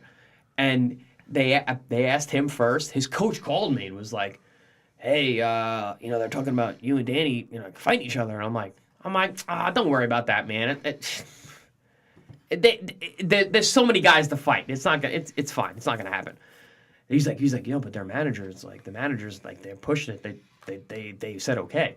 I'm like, trust me, like we'll see what happens. It's early yet. We'll see what happens. A couple days later, it's like, yes, so Dana Gonzalez, that's what they, what do you think about fighting him? And I'm like, I don't want to fight my sparring partner. They're like, yeah, but they said yes. I'm like, you said yes? Fuck him. Let's fight him. It was a meeting. Yeah. Oh, he said yeah. Okay, cool. We'll fight. Fuck that. All right, yeah. Because in my mind, and I'm sure in your mind, like, you say you want to fight me, you can beat me, so I'm going to fuck you up now. Yeah. Love that. Yeah. Love that. Oh, okay, you want to fight? Fight's on. Wait. He said yes? What the fuck did you say? Said, what? Nah, he won't take the fight. You took the fight? Took the fight? Cool, it's on. It was just like that. Tell him I said yes, and tell him to go fuck himself. Oh, man. Yeah. So now, what did that? Dennis was telling me in the car that came from a headbutt. Yeah. So little round cut. 7. So Hang on. So back, what did you read? I read that the fight was more competitive than expected. yeah, I would say so, but I still won 8 out of 10. Like I said, I didn't get to watch the fight, so I was reading off comments. Well, everyone expected me to kill him. Yeah. But even then, like 8-2, 7-3 is you killed the guy in the boxing fight. It was not like a difficult fight. I had He's Puerto Rican, right? yeah. Yeah, he's gonna come at you. But he didn't. So the beginning, the first 5 rounds, he kind of like was like fighting on the outside, like escaping, and I was like, this is aggravating. I'm like, let's fight. And then he was just kind of darting in, and then we banged heads in the 7th. I got cut pretty bad. And then from then on, I'm thinking, all right, I just won 7 straight rounds. Came out in the 8th round, boxed cautiously for the eye, won the 8th, and I'm like, I need to make sure this eye doesn't get any worse, because I want to fight again soon. Like soon. Oh, right. I had a big payday waiting for me in March, which is now off because of this fucking cut. Who was that? Tommy Coyle. Oh, you're gonna fight what, here or Yeah, sure. I think it was gonna be him. But, here or in England? No, it was gonna be here. So like, I'm dejected now because I'm like, fuck, I got this cut. Like, I'm not gonna be able to fight for a while. Like, and I've set a very torrid pace for my comeback. I want to fight very often. I fought twice in 7 weeks. I was gonna say Yeah, and I was gonna fight again in March. Like, it's very, very close fights. So everyone's like, oh, like, why are you so upset after the fight? I'm like, because I got cut. If I'm cut, I can't work. You gotta say, this is our job. Like I'm out of work now, and then and this was not going to be the payday that the next fight was going to be, and then the next fight is going to be, and that's kind of how the sport works. So now it's like I got to sit out, miss an opportunity to stay busy, keep fighting, and make more money because of this. What was that? 5 stitches? How many? It was 4 stitches under the eye. Very, very straight. I got the stitches out already. Yeah. It's healing up good. So just keeping it. So April, June. Yeah. So the suspension was only 45 days for New York State Athletic Commission, so that's pretty short. So that's pretty obvious that it was a small cut. That was one of the things I wanted to ask TJ. What did he get? His suspension. What do you think he got? 80 days. Probably 90 days. Probably 90. I mean, he's not going to fight very soon anyway. Yeah. At his level, I wanted to also ask him, did he get concussed? Was he concussed in the fight? Because did they check that after fights? If you were TKO'd or not necessarily at the highest level? No. I mean, they check. Yeah. And anytime I've ever been TKO'd, I had to go. Anytime to they stop a fight, they're gonna. Oh yeah. Yeah. They're gonna do a neuro. Yeah, I know. Like at the lower levels, they're not gonna, but at the fucking. No, they're gonna do a quick neuro exam. Yeah, I wanted to ask him that question. But honestly, like he was saying, like every place where you get rocked in your head reacts differently in your body. So like he got hit behind his head. Getting a concussion like that's so now if not as common. If he had a concussion after the fight, was the fight stopped prematurely? Yes. Concussions are they're not we're that bad. fighters. We get them all. Well, that's what I'm saying. Like, yeah, they're not that bad. No. And there's so many levels to a concussion. Because that's what I've always heard is that it's worse to take a blow after having a concussion. I don't even know what I know what a concussion is. Like a really bad Well, like I told you the time with Eric Ott when I fought in 2015, I hit the back of my head and I was like, nope, I have a concussion. I don't think I should be here. Like I hit the back of my. He told me to hit the back. That's never happened to me ever in my life. Never had a concussion? I mean... Or you did and you just didn't realize. Like, if you have a concussion, do you have a headache later? Or, like... Again, there's varying levels of concussions. It's anywhere from, losing time for a second to, I've had being that. completely unconscious and, walking funny for a couple days. I've had ranges of that, because I remember fighting... I feel like fighters have a lesser understanding because we're so You guys are especially, It's like I got rocked. It's like if a regular person got rocked, they're like, I have a concussion. Like we get rocked in the gym sparring. But the average person isn't like, I'm gonna die in this fight. They're like, I'm gonna go call the cops. No, because I remember being in a football game. They really are, and though, someone right? be They like, are. "Oh man, he's got Hey, concussion." wait, Joe, not a fighter at all. Never been in fights in his life. Did a little jiu-jitsu. Never. When someone's like, yo, Joe, I'm about to fucking hit you with this right hand. You were talking shit. What are you gonna do? You're gonna say I'm no. shooting a double. But you're gonna say I don't even want to fight you first off, and you might even, not saying but all right, Joe. So say you bang your head, fucking doing the dishes, and right. So then afterwards you feel like, oh, I feel fucking weird. Like, would you be worried about that? What level of worry, concern would you have? I've taken a couple of blows in a rugby match where the next day I was like, should I have slept through the night? Right. I probably should have stayed up. So that's a Tuesday for a fighter. Yeah. Like that, and that's my point. Like for us, like that's. That's what I'm saying. Lesser understanding, lesser. You want to know how sick I am? You're sick as fuck. We both know you're sick as fuck. What do you mean? I've been having like vertigo since the fight. Like if hang on. The other night I was laying there doing nothing. I didn't even move. And the room started spinning like crazy. Well, what'd you get hit with the first round? Did you get hit in the second or third? Just that? Nah. Just that touch? No, and he uppercut? was only the first round he got hit with. Just that touch and the uppercut. Yeah, that's all the hits And you clean. hang on. Jeremy Stevens is the only person I could really, really say that I think he might have put me out. Like, if the ref didn't step in, I would definitely was going to keep fighting. Right. So now, zombie. Whenever you got UFC post-fight medicals, they never said, Dennis, you have a concussion. No. Never? No. Like, Boxing I already. remember with the Stevens fight, I went into the back, did a bunch of stuff, and I was like, are you guys going to drug test me? And they were like, what are you talking about? We drew blood. Yeah. And I was like, oh. Fuck. I don't remember that. Yeah. All right. Very well. I would say so. I'm gonna ask you. Obviously, Like you kind of answered it. Provodnikov, did you have a concussion after that fight? I don't honestly. Personally, I don't think so.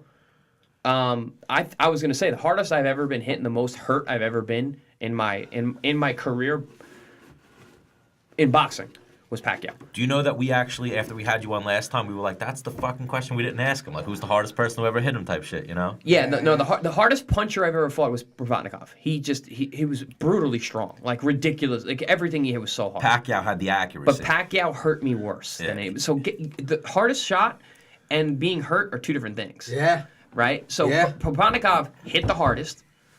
Pacquiao hurt me the worst. And then people are like, oh, but Spence stopped you, and like Pacquiao couldn't. So like, doesn't Spence hit harder? I'm like, no, it doesn't work like that. He just hit me a lot. Like he just hit me more. And I really was unable to defend myself at the time when that fight was happening. But yeah, when Pacquiao hit me with the left hand in, I don't know, it was around 7 or 8, dude. Do you remember in the movie Snatch? Yep. When the pikey gets hit with the uppercut in the last and and he's flying and he falls into the water. That's exactly how I felt. Like I got hit and I was like, whoa. Yeah. I'm looking at the lights of the ceiling like, wow. And then I'm like my body felt like a puddle.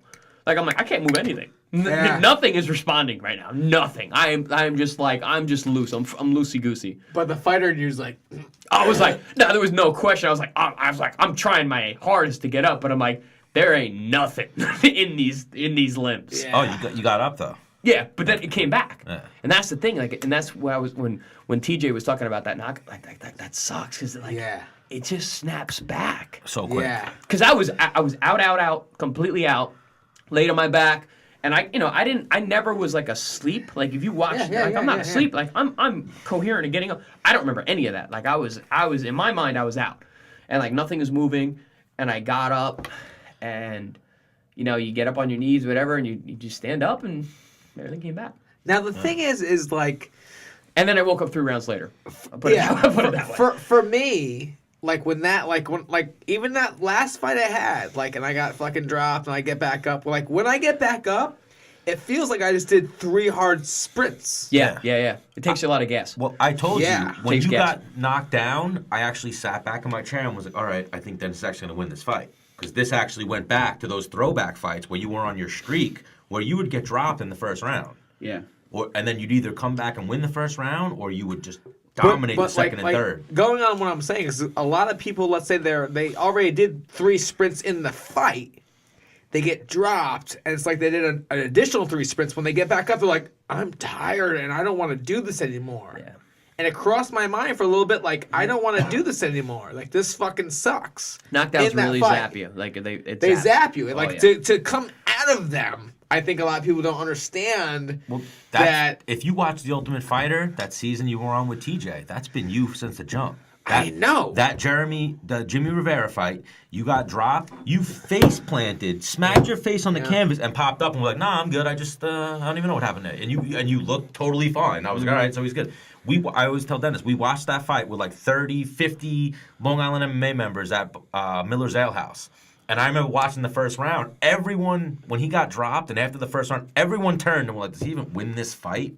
Does he get on the show by like an injury technicality? You know, like there's no way he wins this fight.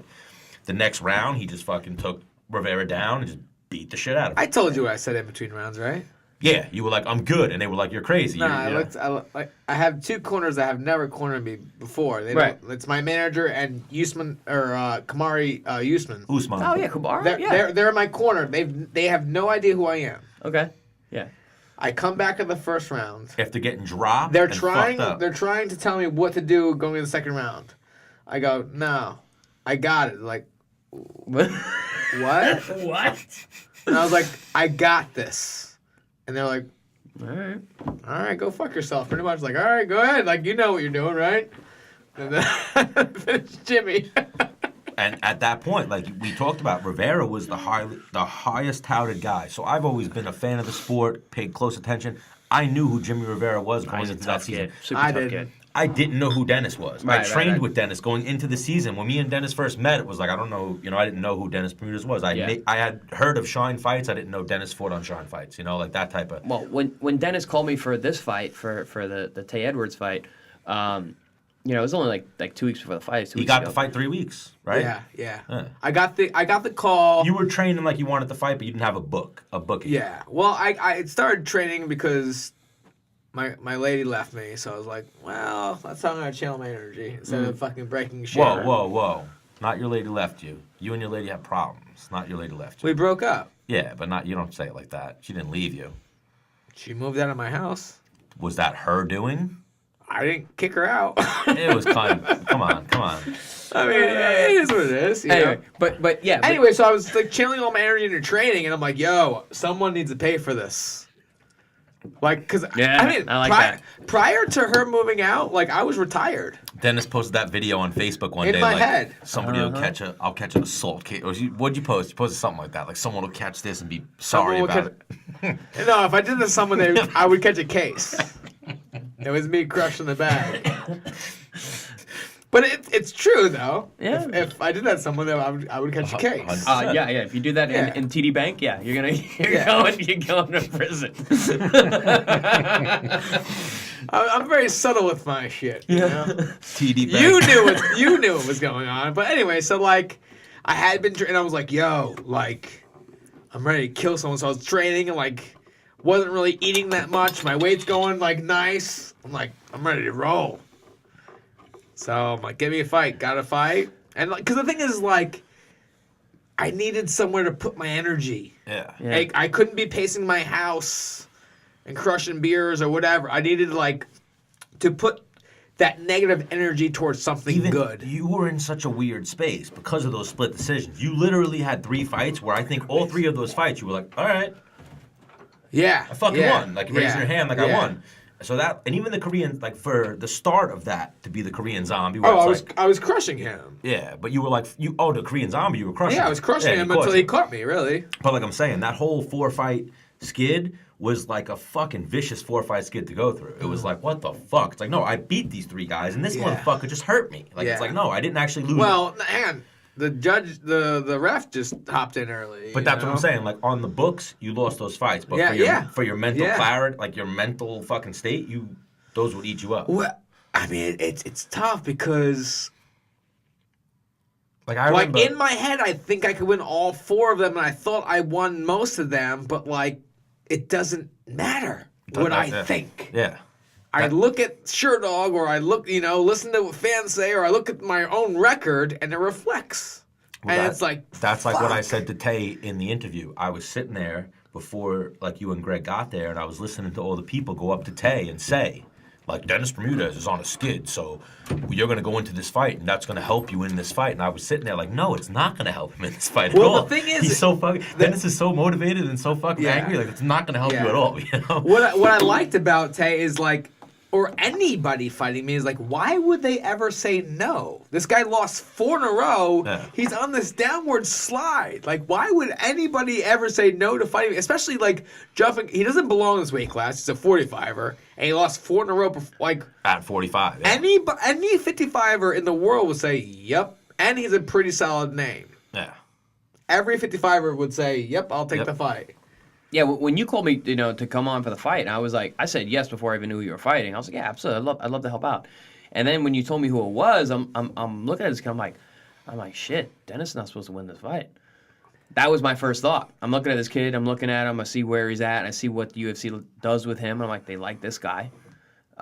He's good looking. He is handsome. He can fight. Wait. He's got like green eyes. They look a lot alike. Hang on. Listen. listen. Whoa. Don't get. I think I'm good looking. I think Tay beats me. He beats you. He beats you. Yeah. Oh, come on. Dude, his hair, he's got like got cool curly hair. hair. Like, Yeah.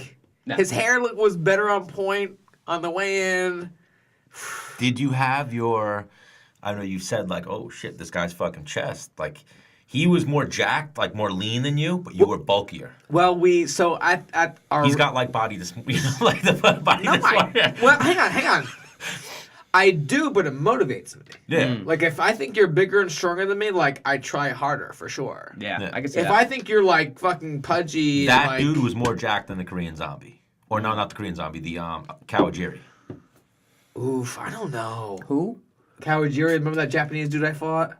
Oh yeah. No, Kawajiri was Kawajiri was fucking, what's up, yeah, dude. I don't know. I mean, Hang on. Now the thing is Kawajiri moves like a robot. Where this guy, No, Tay's a good athlete. Like, and that was Yeah. the first thing I noticed. I'm like, this guy's a Yeah. fucking athlete. Yeah. He's strong. He's explosive. So like right away, I'm like, fuck. And then I watched more of him, and I watched a lot of him actually. So as soon as Dennis brought me on, I went into tape review, and I'm like, all right, what are we gonna work he on? went hard as fuck. Yeah. Dude, He went so much harder than everybody I've ever worked with. Dude, I was go like, in, I loved man. it. You bring me on, I'm doing my Yeah, job. yeah. I'm doing my job, and I'm Yeah. coming prepared. Yeah. First, I'm like, I think you called me on like a Wednesday. On Thursday, I did tape review Tay Edwards. Yeah, I had a report on Thursday. I'm texting him Yeah. these long things like he does this, this, and this. I think you'll be best doing this. We're gonna work on this. I go in on Friday to watch him spar. I'm analyzing. I'm seeing. I didn't even get to talk to Dennis that day. I was like, I had to go to my own training. Yeah, I'm like, yeah. dude, I'll call you this afternoon. Whatever. We get on the mitts one time. I knew I had 3 moves I wanted to work. We worked the 3 moves, and that was it. Edwards had a quick right hand. That was what concerned me in this. Well, fight. that's what Chris said. Quick Now, right hang hand, on, he that's what said concerned me in this fight. he's super athletic and he has quick hands. I was like, I didn't want. He had quick hands. I didn't want Dennis. Like, I thought maybe if Dennis do a pour out, he was gonna come over the top. Like, that's what he Well, did in the a few thing fights. is He's a first round fighter. I knew Well, you that. guys are actually terrible for each other because he's a first round guy, and Energizer Bunny. you're vulnerable in the beginning. Yeah, I am. So he's very, very good early. You're vulnerable there. You're very, very good. Anything beyond 2 and that, 3, yeah. and he's not. Yeah. So like you guys are both really not made for each other at all. So now, do you feel like that's a thing, or that's just like, are you just awkward in the first round, nervous? Because you usually, like I said, you lose the first 2.5 minutes of the first round usually, and then you either steal the first round with your rebound, or you second and third's all you. You know. Well, I think like again, Chris has said we start each fucking round on the opposite side of each other. Yeah. Like, so So like the it's range like, is a thing. I gotta figure out how to grab this guy. So you're like, always that's my dealing with the range. Yeah. Yeah, I gotta like, and the thing is like, and especially in the first round, everybody is so strong. Yeah. Everybody, like, their right hand is the best it's ever been. He looked super fucking strong in the first minute. Yeah, He looked. yeah. When you took that first shot, I was like, "Fuck, this kid's strong." Yeah. But I remember having him on the cage, and he wasn't really trying to get off, and his corner's like, this is what he wants you. He wants you to just keep you in the cage. I'm like, fuck off. I'm not boring. Dude, I'll beat you anywhere. yeah, I'm gonna like- beat you from like- afar. I'm hang gonna on. beat you in the you cage. think I'm I'm gonna beat gonna you on the just- ground. I'm gonna just hold your guy here the whole time. Like, fuck out of here. I heard when you were on Sarah's show, Sarah talked about how good of a corner LaFlair was in the fight. And that at that one point, LaFlair was saying, he's dead right now. He's dead. Yeah, but, I mean, Flair's fantastic. Your whole corner is yeah, really. no, but I mean, Depot's awesome. yeah, they're so good, and it's. He was done. Hang on, at they that weren't. point, he was No, done. I'm not saying they weren't always great, but like you know how Ryan LaFlair is. Like, he's a hype dude, you know. So sometimes he would come in and I'll be losing a round, and he would get like. He would come in fired up, and like sometimes that would like almost zap my like, dude. I need a calm. Like, Keith Trimble is amazing in the corner. Keith is so good. He comes in, all right, good job, whatever. He talks to you very clear voice, and you're like, all right. And Except when you don't do what he wanted, and then he fucking get flares up. yeah. Well, I mean, I think he's actually. It's funny. No, so this is. I think this is a key point that a lot of the listeners may not understand. Like, certain fighters respond to certain Differently. coaches Yes. so differently. yes. Like, yo, do not yell in my face. Yeah. I'm fighting. Don't yell at me. Like, Yeah. I'm already fighting. I'm already pumped up. Yeah, I talk don't to me. need. Yeah. I need Claire talking and like, because when You're very sharp in the corner too. You're like, you look us in the eyes. Yeah. You're looking for something Yeah. first to tell you Because something. how many people have you cornered though? Like A lot. Yeah. Yeah, I'm like, a lot. And there are definitely that guy that you're talking to him, and they're just looking down or whatever, and you're like, did he hear what the fuck I said? A lot of guys don't. They're and guys like that, you got to kind of do shotgun effect, and maybe a little bit will get in. You're Right. You're gonna throw a lot at them. Hopefully something catches. Guys like you, I'm gonna give you very specific instruction. Yeah, I want Do you remember it in the all. first Yeah. round, I said, listen, he's timing your jab because they know that you're ducking into your jab. I was slipping too much. Yeah. Right, you slipped on the first jab. I said, throw the first jab straight, then dip on the second. Yep. You'll never get hit with the uppercut again. And that was, Yeah. it was the most specific thing I had, and I had one thing to tell you. That was it. Yeah. The thing is I also like, I think my breathing and stuff like that is so big. I think when a fighter gets back to his corner and he's like, and he can't catch himself, like, dude, you're not even, you can't even take in anything in because you're just trying to catch your breath. Yeah. I do a lot of breath work throughout my camps. That's important. You know, in the morning and at night, and I also do like cold showers and stuff like that. Just like I put myself in very uncomfortable positions where I need to focus on my breathing to be able to control that. Do you feel like the mental coach, the mental stuff you did before this fight helped? What would you call that? A mental coach? Yeah, he was his name is Caleb Rogers. I was working with him and he definitely had, because the thing is throughout a camp, and I can't speak for every fighter, you know, but like again, as I got older and with these losses that like I didn't really feel like I lost, but then I looked at my record and I did lose, is like taxing on your confidence. You know, like, can you do this, you know? And working with my buddy Caleb Rogers, just, you know, he would have me take these cold showers, and after I got out of the shower, I'd do like a little mantra in the mirror. That's why I was talking to you, and that's one thing that before him even telling me to do it, I've always kind of saw something in it when I would look into a mirror, look at myself, and be like, "You're a bad motherfucker," you know, like. And I would give myself like the death stare, like I'd give my opponent, and like if I could scare myself, it would like motivate me, like, but that's you.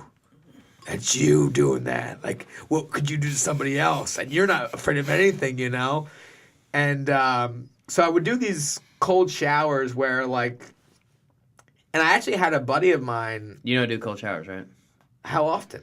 Every day. You do cold showers every day? Yeah, dude. What's the reasoning behind it? Testosterone. Testosterone? It builds up testosterone? Boost your testosterone, yeah. I think I might get back on it. Because the thing is like, the only bad part of a cold shower is when the coldness hits a dry spot of your body. Once everything's wet. Yeah. I think the worst part is my armpits. fucking getting the armpits is so hard. Yeah. I can do anything else. I'm good. Fucking armpits for whatever But just a reason. deep breath, Gotta and then breathe. you go in nice, and you're good, dude. I'm a big ice bath guy. I always have Yeah, been. me always too. done that. And it's very important to catch your breath because once that water hits your chest, it steals your air. Yeah. And your diaphragm contracts, and you get that like that breathing. You have to control that. And when you're in a fucking fight, that's the whole fight. Like, it's uncomfortable positions where you have to figure out ways to breathe normally in uncomfortable situations. Yeah. That's what a fight is. Now, what I also noticed too with this fight camp is when I kind of like make my diaphragm like sucked in and uncomfortable where I feel like I can't breathe, I get into the zone of work where I really crush some shit. Now, and I've done it while you're watching my sparring, where I would get outside and I would let it go, and I would get comfortable, I saw you and doing then that, yeah. it would get me. I would get a little flat-footed, and I wouldn't be as active as when I like suck that sucker in and like, yeah, let's go. Yeah. Like where I feel like I can't breathe good, but I also like my cardio has always been very good, and I think that was like it almost clicked for me. Like, you need to be uncomfortable like you won't get tired if you're uncomfortable. Yeah. But as soon as you like, I'm good and relaxed, it almost zaps you when you have to like suck it tighten back up. in again. Yeah. Is that crazy talk? No, I mean, you're getting, if you get too lax Yeah. to snap back in, it takes a lot. Yeah. You know, if you've got that heightened sense of reactivity, and you've got that little bit of stretch response ready, it's not like going from completely relaxation to, oh, I gotta move. You know, it's being like, I'm taut, I'm ready to go, but I'm still good. I can chill here. I can be here forever. But I'm ready to fucking go. But if you're like, oh, this is fucking chips and potatoes, like I'm good here, I could just hang out, you know. Yeah, you can't let go of the moment. Yeah, that's when like I tell my fighters, a lot of guys I work with when I'm working their corners, and I'm big on working sparring. So like if I'm working with a fighter, if I'm cornering a guy, I want to see them spar. I want to see how they react. I want to see the reactions. I want to see what works for them. I want to see what they're going to do. I want to watch shadow boxing because shadow boxing is entirely in that fighter's mind, right? So now I'm going to get an idea of what that guy's thinking and doing. And then sparring, I'm going to see how he takes that and puts it into actuality, right? So then come on fight night, like, I know you do things like this. Like, I've been watching Dennis for so many years, like, very closely, not just his fights. I've seen him in the gym. I've sparred with him. Like, I know how he does certain things. And as soon as I start work from the first day, I'm like, hey, you know how you do this thing? Like, let's that can work here. Let's do this. Let's switch it up a little bit. You know, it's important to kind of analyze that, see what a guy does before you kind of make any kind of corrections. I'm not going to reinvent the wheel on a 18 fight UFC veteran, 19, 17 fight UFC. I'm not going to reinvent the wheel on this guy and tell him like, hey, listen, we're going to go out there and fucking jab this guy because that's what I'm good at. No, right. not going to do that. Like I'm going to have a jab for you. I don't do the jabs I was showing you. That's not my jab. Right. I got a 73-inch reach. I'm not dipping my head in like double pounding jabs, and that's for you, you know. So like I think that's important. A lot of coaches maybe teach one thing or what works for them, but like I'm the opposite. You know, from boxing, that's essential for like Dennis's height, getting over that range, double jab. You gotta out jab the total. Hang on. Anything hooked, you're gonna get clapped. He took in consideration that it's MMA, and like this guy doesn't throw kicks. Like, will you dip in your head like this? Yeah, no kicks. Hang on. You should be good if he doesn't throw the kick. That was another thing. I made a point to say you should be good because you never know. Yeah, this guy could launch that. He can whip up a kick. He just got knocked out by a head kick. He might have worked on his head kicks. Yeah. No, hang on. But I took that with like, he should be good. Even that, though, like the odds, and I felt like the MMA community. I love they were picking against you. Underdog. They were picking against you, and I was like, I what the fuck? love being the underdog. Outside looking in, I would have too. Little 100%. I would have too. On paper, I would have because of only reason I would have is because of size and him coming up. But if I actually looked at it, like Dennis is definitely a better grappler. Knowing from how I grew up in the sport, I know that there's real levels to jiu-jitsu and real levels to actual grappling and positioning. That was a brown belt, black belt versus a blue belt. When I took Homeboy down and he just lay there, I was like, oh my God. Thank you. It was just awesome that he did everything that we saw. Dennis was like, homeboy's got himself a blue belt.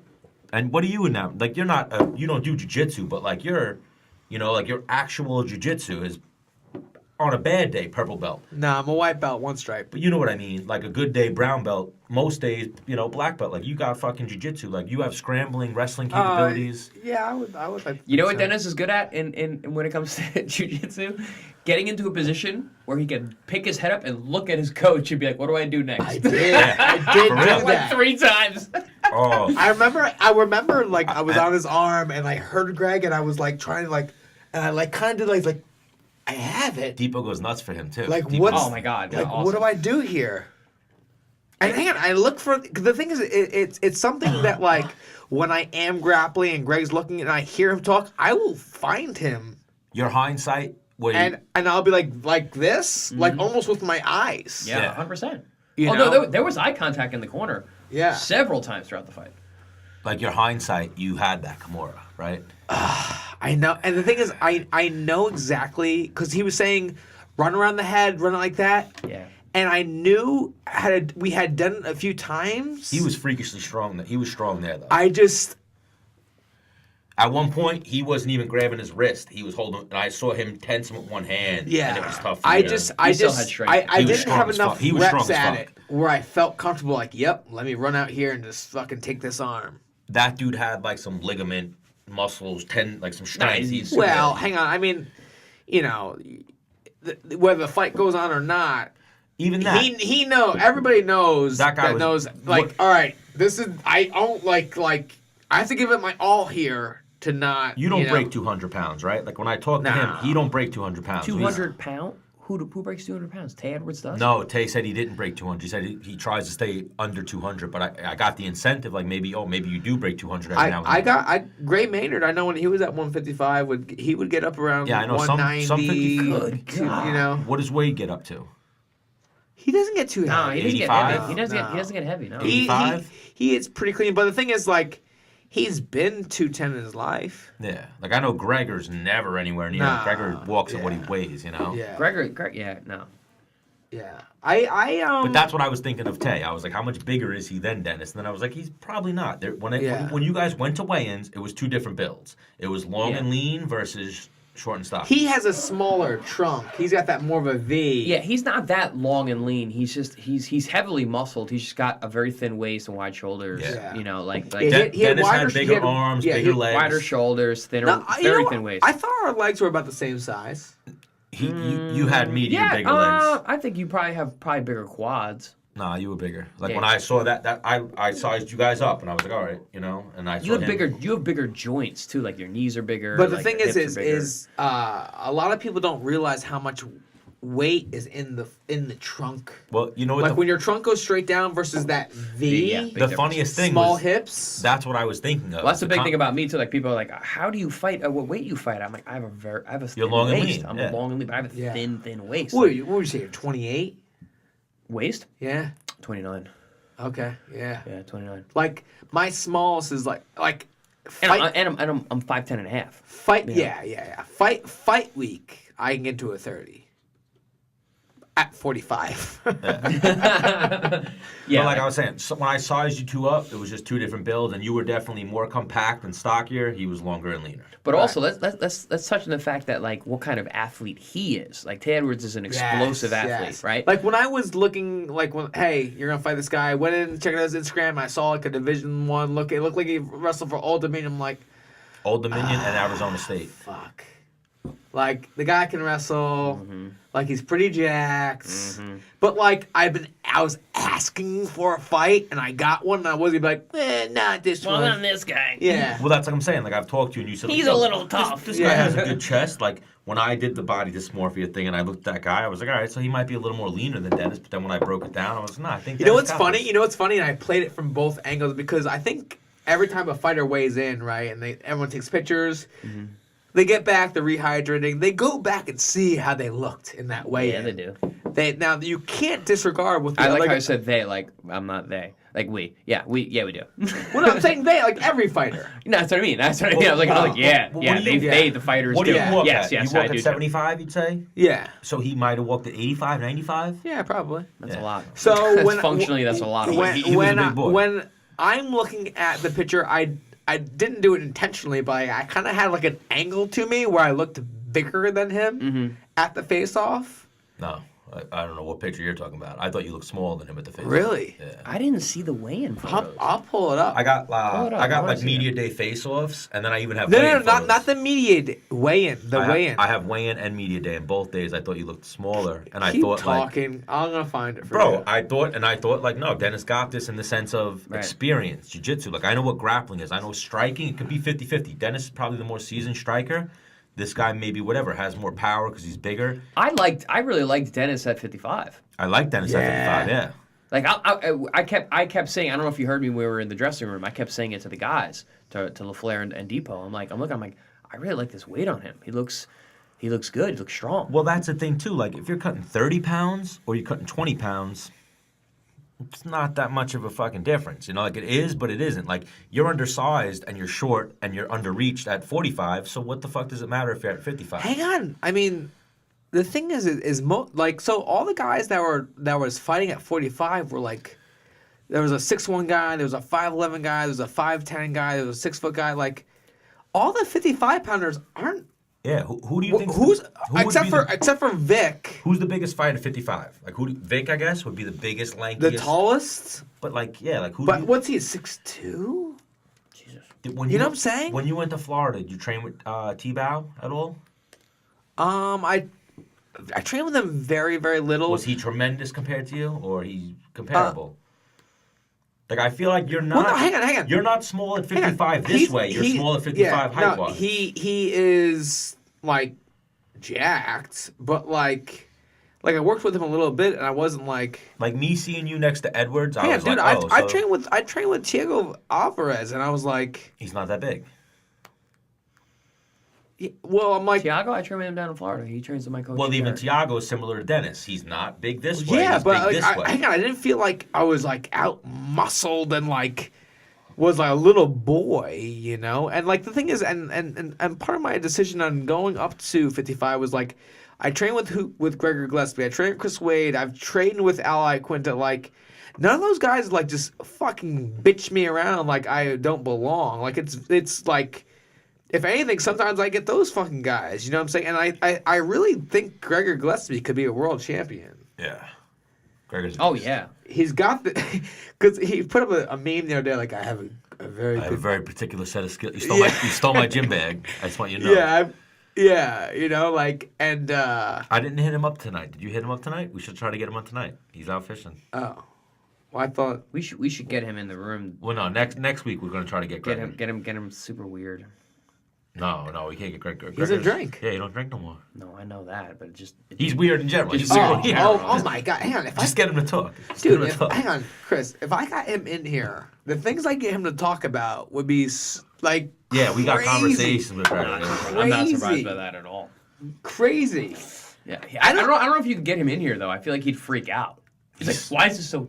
Why is Hang it on, why is dude, hang it on. closed? Algieri, I've hit him up 20 times to get him on, and he comes up with weird excuses. And it's not to insult. He's like, I got wrestling, and it's like, yo, but you can call us for 10 minutes. That'll happen until he walks up to the door. He'll be like, no, I'm good. And go home. It's me and Dennis, and he doesn't want to do an interview. Then when I interviewed him at Media Day, I interviewed him whatever. And then the funniest thing was right after I got done interviewing him, I walked away, and Ariel Helwani walked up to him and was like, bro, I've been trying to get you on the show, and I can't get you on the show. So I didn't feel too bad about myself. Like, all right, so it's not you. if Helwani can't get him. Hang on. So it's Thursday night. I went with my coaches to a pizza parlor, a nice one. What was it? I forget what it was called. But anyways, I had hang on. This is crazy. Like Thursday night, I had 2 bites of a pizza. Before weigh-ins. Yes. Ooh, so that's like mental health right there. That's like you went into that fight. I had like Nice I had a nice That's like a sodium hit. I was hang on. I woke up that morning at 62. You know what the funny thing is, like, so like I'm coming to his workouts, and like I'm fighting the day before him, and like I'm cutting legit weight. What do you walk at? I never break 160. So Really? 20 pounds, 15 pounds though. That's a good amount. But I'm lean. Like The thing is- I'm like 55, like lean. And you're Chris, never breaking Chris, 160, Chris, living an how- extremely disciplined lifestyle. Chris, Right. how bad does your body want to break 160? Honestly, it does. It does. I mean, but like you know what it is? My body weight rarely changes. Well, we talked about homeostasis. Right.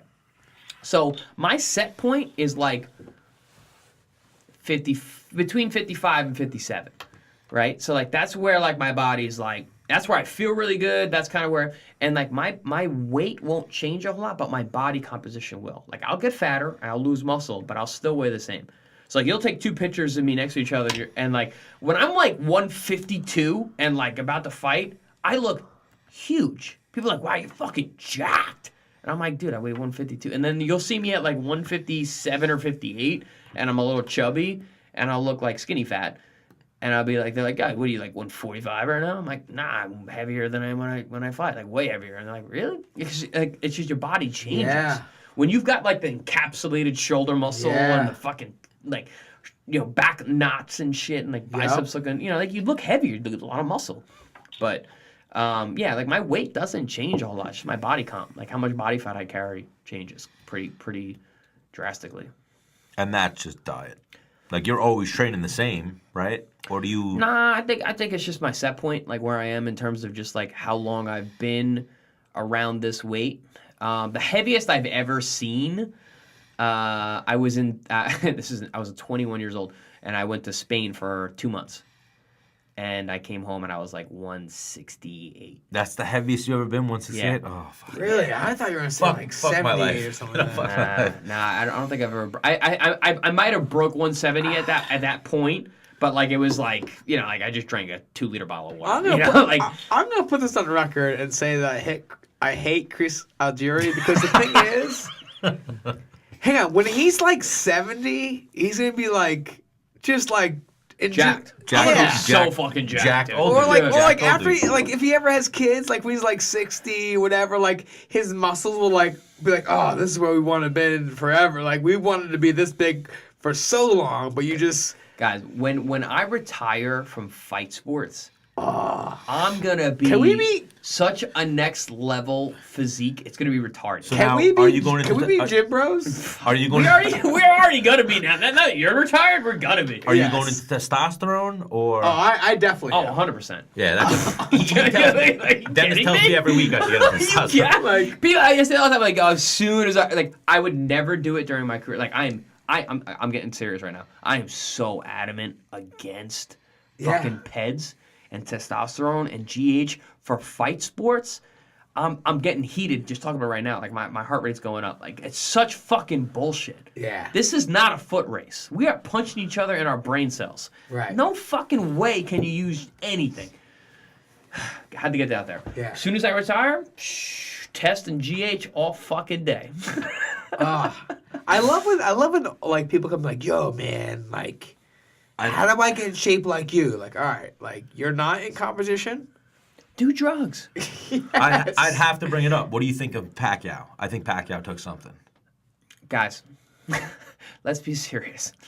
All of the billion-dollar athletes are on shit. They're- yeah, Have and I are said on. to make sure. Yeah, come on. Right, There's too much money involved. Yeah. There's too many people involved. Then of course they are. I used to Now- always have the conversation with Michelino, and Michelino would argue with me, and Michelino would be like 0%, and I'd be like, bro, you're insane. Now, you're hang on. insane. You're insane. Hang on, it for this fight, I'm gonna put it out there. It crossed my mind. My manager, like, I told him, like, hey, this is gonna be my last fight. He's like, gonna be your last fight? And I was like, yeah. He's like, hey. Let's put some shit. Yeah, in. we got Well, some. We got a little extra hang sauce on, on the no. meatballs. He said there's a drug out that they're not tracing now. It definitely will get caught onto.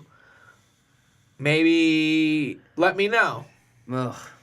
And I was like,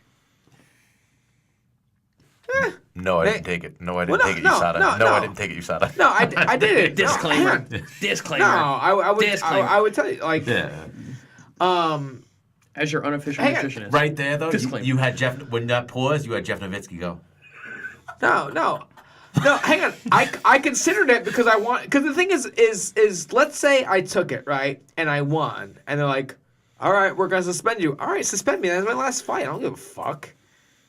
Yeah. I don't care. Like whatever. So now, who did USADA test you, or the New York I've State? been tested by everyone. The New York State Athletic Commission. Like Just your last fight. My last fight? No, there was no drug testing last fight. No drug testing. Yeah, no. That was the drug testing is really expensive, but I've been I've done VADA, USADA, WADA, all of them. I've been tested by everybody. Have you fought internationally yet? Yeah, I fought Pacquiao. Oh, Pacquiao was in China, right? In Macau, yeah. Yeah. So I've had like random 24-hour. Now, was there anything in China? Any drug testing or anything like that? It was loose. I feel like he's one of those guys that really loose. skated through the. Where was his last fight? His last fight was in Vegas, which was the first one in a long time. Whoa. Broner, right? I thought he Yeah, wasn't fought fighting Broner. in New York. In He the fought United the States. same night as you. Yeah, I know that. I thought he wasn't fighting in the United States anymore because of No, the he tax wasn't. thing. No, he wasn't the testing. It was taxes.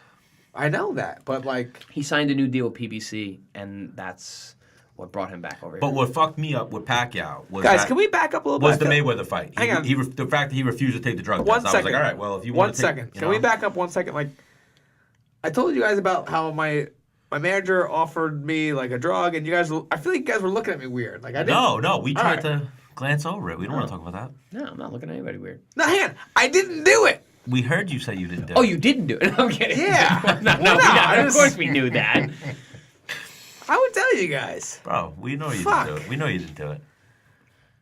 We know you didn't do it. So actually, so now, like as a sports nutritionist that I work with fighters, I have a contract that I have with my NDA or? Yeah, with my athletes that you have to sign and tell me Oh wow, I that like you that. are whether you're on something or not. Because that changes the. Absolutely. 'Cause it fucks your name up. If you take some shit and you pop, and I'm your nutritionist, It fucks your name up. I look bad. 100%. So we have a contract that says that if anything does occur that is unrelated to me, I am exonerated. There's nothing to do with me. There has to be a public statement saying that I have nothing to do with it. Yeah. Listen, it's still going to be a really bad thing, but I'm also very careful about who I work with. So now you'd obviously attest just as bad in boxing as it is in MMA, any combat sport, the Olympics, oh no, it's all no. NBA. Guys, it's not one sport versus another. It's money. Well, that's what I'm saying. Like I used to have that conversation. You know Michelino from Yeah. Long Island MMA. Yep. I used to have that conversation with him, and I would always argue with him, like, bro, you're delusional. it's money. Like you're being delusional. You're like it's just. We're literally, you guys are going in there and playing a game brain damage. So why wouldn't you look for those avenues where it's like, no, I get this little leg up. There's going to be people that take that leg up. You know what I mean? Not even that. I look at it differently. I look at it like we're talking about $30 million here, guys. Yeah, money, like the leg up. Like there's some serious implications and some serious shit on the line. And what people don't realize about fighters is... And even like Dennis said, if you said, oh, you want to give me this thing that's not being tested so I might not fail, I'll fucking chew on that shit. no, it's an arms race constantly between the drugs that are being put out Versus the companies that are creating the drugs that are being put out versus the testing that are out there. 100%. Yeah. So there's always going to be undetectable drugs. It's a matter of time before they get caught. From your angle, nutrition and being a high-level athlete, you know that's the game. And even at the Olympic level, there's a whole room full of people designing something to beat the system, and then there's a whole room full of people that are the system. I know the guys who make the fucking drugs. Like it's not just my nutrition, whatever. Like I live in a sports performance world. I'm around these people. I've met these people. The whole Balco conspiracy. Like, I know the chemist. Like, I know the guy who went to jail for making those drugs. Well, that's what I love about this show, and me and Dennis always talk about with Joe. Joe always asks, how the fuck do you get all these people on the show? And I tell him, you don't realize how small of a community we're actually in. Super small. Super small. Like, I'm not a professional fighter, but my friends are. People I grew up with are. My cousin is. Like, I have connections to where I can name drop somebody, to where I can get in a conversation with anyone in the world in combat sports. Mm-hmm. Pretty much. Dennis too. Dennis can hit up anyone in combat sports and say, I'm fucking Dennis Bermudez. You You said T.J. Dillashaw on here, man. That guy's awesome. Yeah. We have fucking Chris Algieri on here right now. Yeah, this is true. Yeah, I didn't want to throw myself out there, but Last week we had Ben Askren. We have Dennis Bermudez on. Dennis is fucking blowing up right now. Like, we have a good fucking show here. Like, people don't. I'm like an artist. Like when they die, Yeah. it's when they become like really cool. Oh, the greatest thing was like Alp. start releasing your albums now. I know. I told Alp Fucking hidden Oskiller albums. earlier, when Alp, who hooked us up with Archuleta and kind of was putting in a lot of groundwork with Dillashaw, always hitting Dillashaw up, telling him, like, yo, go on the show, and then you hit him up. We finally got him on. Like, I told Alp, I'm like, yo, when the show blows up and we have a fucking video, I'm going to put on producer Alp Oskiller, you know? Yeah. Alp Is that how you say his last name? Oskiller. Yeah. Man. But, like, bro, I'll show you the messages. Like, he don't have to do what he's doing for us. He's fucking going above and beyond. He's basically acting like a producer, going after people. Archuleta, Pico, like, he wants to fucking throw us names and throw us people on the show just because it's like, it's a weird fucking community. And that's literally off of, I've never done around with Alp. Never done around with Alp. Well, you outweigh him by so much. But exactly. But even when I was in shape and I outweighed him by 30 pounds, I wasn't trying to Nah, you outweighed him by more than that. When I was in shape and I outweighed him by 30 pounds, I wouldn't have gone with him. You know? 40, 45, 50. Whatever. I used to go with, well, even, Sergio, and who else is there at 125?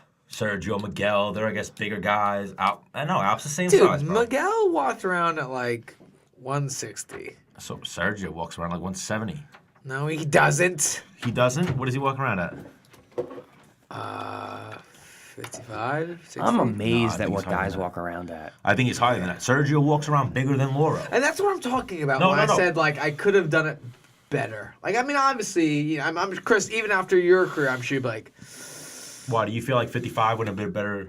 well, no, I'm just, Well, people ask me all the time, like, well, Chris, why'd you move back down to 140? I'm like, That was 'Cause- your natural weight class. because the guys who fight at 147 walk around at 180. You moved up for the fights, the money. Right. So and that's something that I think people don't realize. Like I was an undefeated world champion at 140. My next fight was Manny Pacquiao at welterweight. I moved up because of Pacquiao, and then I was gonna go back down, and then I got the Khan fight, and I was like, I want to fight Khan. Like I just wanted to fight the guy. You coming from boxing. hang on, like I was talking about earlier about, like, me not chasing belts. I just want to fight the best guy. That's Yeah. Chris Algieri. He just Well, want to even, fight like, the best guy, the way biggest I names. said, in the next week or 2 weeks, we got to get Dana on, and we'll talk about that. You'll know this is coming from boxing. What made even you or Floyd or Oscar or Ray Leonard back in the day, what made them valuable was they were a 3-weight world champion, a 2-weight world champion. They have multiple world titles. Yeah. In the UFC, you can only have, he's a former bantamweight.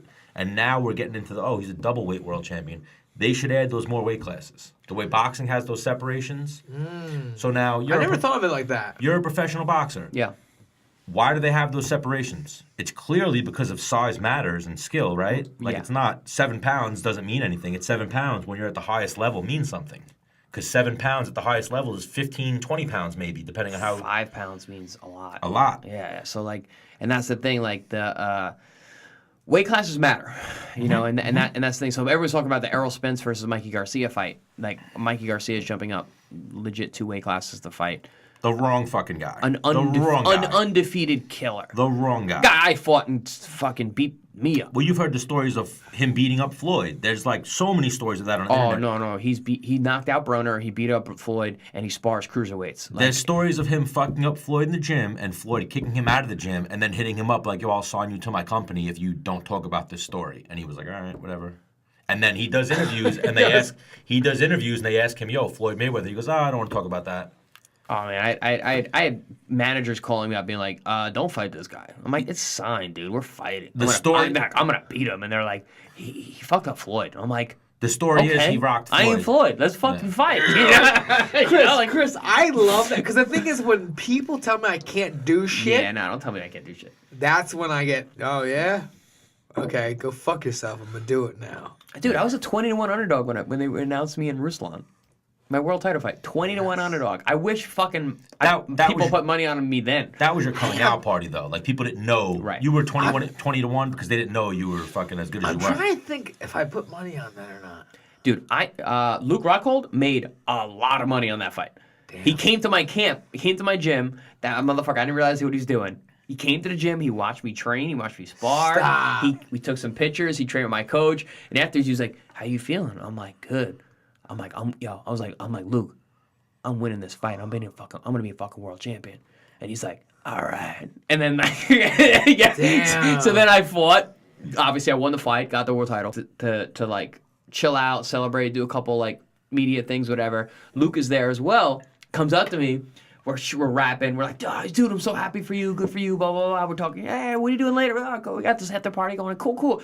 He walks away. He comes back and he goes, oh. By the way, thank you. Shakes my hand, and I go, for what, bro? He goes, I made $7,000 on your fight. Fucking like runs up, and I'm like, you motherfucker! Can I get 2? Can I get? Hang on. Can I get a drink? Give me $100 and I'm good. Yeah, I'll run away from you. Yeah, it was Now fun. I've noticed that. How are you? What are you training in South Florida a little bit? I've seen you down with Age Kickboxing. I've seen you linked up with a lot of those guys. You're close with Usman, Rockhold, Big Baby Miller. Yeah, I'm down there a lot. I've known Big Baby from kickboxing for fucking a decade. But and then obviously I've got the connection with You and him are those guys. Yeah, we're the kickboxing guys who made boxing. The kickboxing guys who are now in boxing fucking shit up. Mm-hmm. He's about to fight Joshua, it looks like. He's gonna get that world title fight eventually. Yeah, I hope so. Sooner than later. But yeah, I know Henry Hooft, obviously, fucking incredible K1 fighter. Yeah, no, I'm down there a lot. I was training. Who are you training with down there? I was training with John David Jackson. I'm no longer training with John David Jackson. I'm training with Derek Santos. Derek trains a lot of UFC guys. He actually trains with Thiago. And now is that at the 365? No, that is Boca PAL. The Champions gym where like Big Baby Miller trains and Bo sits at. That's not that gym. What's that gym? You know the gym I'm talking about, right? I think it's Dundee's old gym. Oh, that's in Miami. Oh no, that's Fifth Street. Fifth Street? Fifth Street, yeah. Fifth Street Boxing Club. I don't think Jarrell's down there much, no. What's his name is, though? Champ. Shannon Briggs. No. Where's Shannon Briggs? No, he's in the Pompano area. He's more north. Oh, I always see the videos. They don't all train together? No. It seems like they all No, do. there's a ton of gyms down there. And You're making our fucking podcast look like shit with your fucking false information. Not at all. He knows what's up. There's a lot of... No, you. No, you don't know South Florida, Dennis. Yeah, that's why I'm not asking about it. I know South Florida. That's why I'm asking this question. Well, I've been now down you there. I do. They're at Big Time. There's Big Time down there. It's called Champions Gym or something, right? Oh, yeah. That's what I'm talking about, Dennis. Now, I know what I'm talking about. They all meet up and they spar. Big Baby Miller, Riddick Bowe. That's the Fort Lauderdale area, not Miami. Yeah, Riddick Bowe sits in that gym and like answers you questions. idiot. Big Daddy Bo. And then Miller comes in and spars. All those guys. The Darrell brothers are there too. Yeah. Andre and Anthony Darrell. We had Clarissa Shields trains down there. We had Big Baby on the podcast, and I was hoping he was gonna go in the Big Baby mode, but he didn't. He didn't? Nah, not You know really, what it was? right? We caught him. Well, what happened with a lot of our He was at the Cheesecake Factory. before we blew up a little bit. Now we're getting, before Dennis retired and we had Ben Askren on, we're blowing up a little more. Chris Algieri's of the world. We had Big Baby on. We called him up early. He didn't answer. Then he called us back. He was from Cheesecake Factory. So we had like the Cheesecake Factory going on in the back. We talked about cheeseburgers the whole time. Yeah, well. And a little bit about him beating up some of the other heavyweights, but... So he's a guy, like his team is trying to bring me on to like help him nutrition wise, and it was funny, like as he was coming up in the last couple of fights, they'd be like, oh Chris, we need you, he needs help, like get his weight, in the right place, and I'm like, listen, he's a heavyweight, Obsessed with cheeseburgers. and I know what work we're having, and that's fine. I'm obsessed with cheeseburgers too. Hang on, I had a cheeseburger like 1 week after my fight because I was like, who eats cheeseburgers once a week? Chris That's Algieri. what I had a cheeseburger a a week before making 140. Like I eat cheeseburgers. I'm down with cheeseburgers. But I'm talking like with a guy like that, like he's a heavyweight. It's like that's the kind of guy like I gotta be with you 24/7. I gotta watch out what you're eating. Like if you're rushing off to go to fast food, like that's a discipline thing. I can't help that unless I'm like after you with a stick. Yeah, like LaFleur gave me that years ago. From 2011, 2010, LaFleur gave me that. That was the old school Chris Algieri diet. And I made one. Hang on, I didn't. It's probably the same one that he sent me. Still works. I didn't change that. Probably until this last fight. So Dennis, I'm a You fat still mess don't now. have to. You still don't have to. I made 160 same day weigh-ins with that. With just fucking asparagus, chicken, I didn't even weigh out. I've got a different one. And even I'm sure I got an official one. I've seen Algieri go crazy to the point where you weigh out your food and stuff. Like you're down to a science. Yeah, I mean, it is science. I mean, and Not crazy, but you know what I mean, like down to the science. No, No, it's crazy. No, it's crazy. No, I mean, but I've been doing it for so long, and like now that I think I have a much different grasp on it that I've been doing it for other people. Yeah. So like with Daniel Jacobs, like I'm with him 24 hours a day.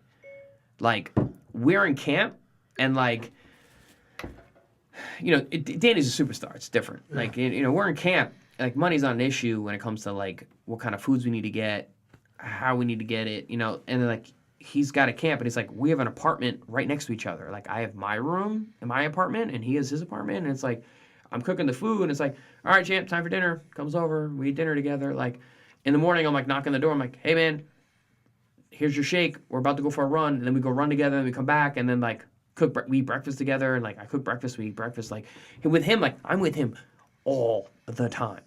Like, we do everything. I'm the first person he sees in the morning. I'm the last person he sees before bedtime.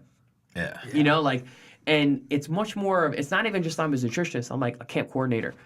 Like, I'm dealing with the coaches. I'm dealing with the travel. I'm dealing with the media. You know, like his manager's not on location when we're in California. I am. Oh, so you'll book his media appearances.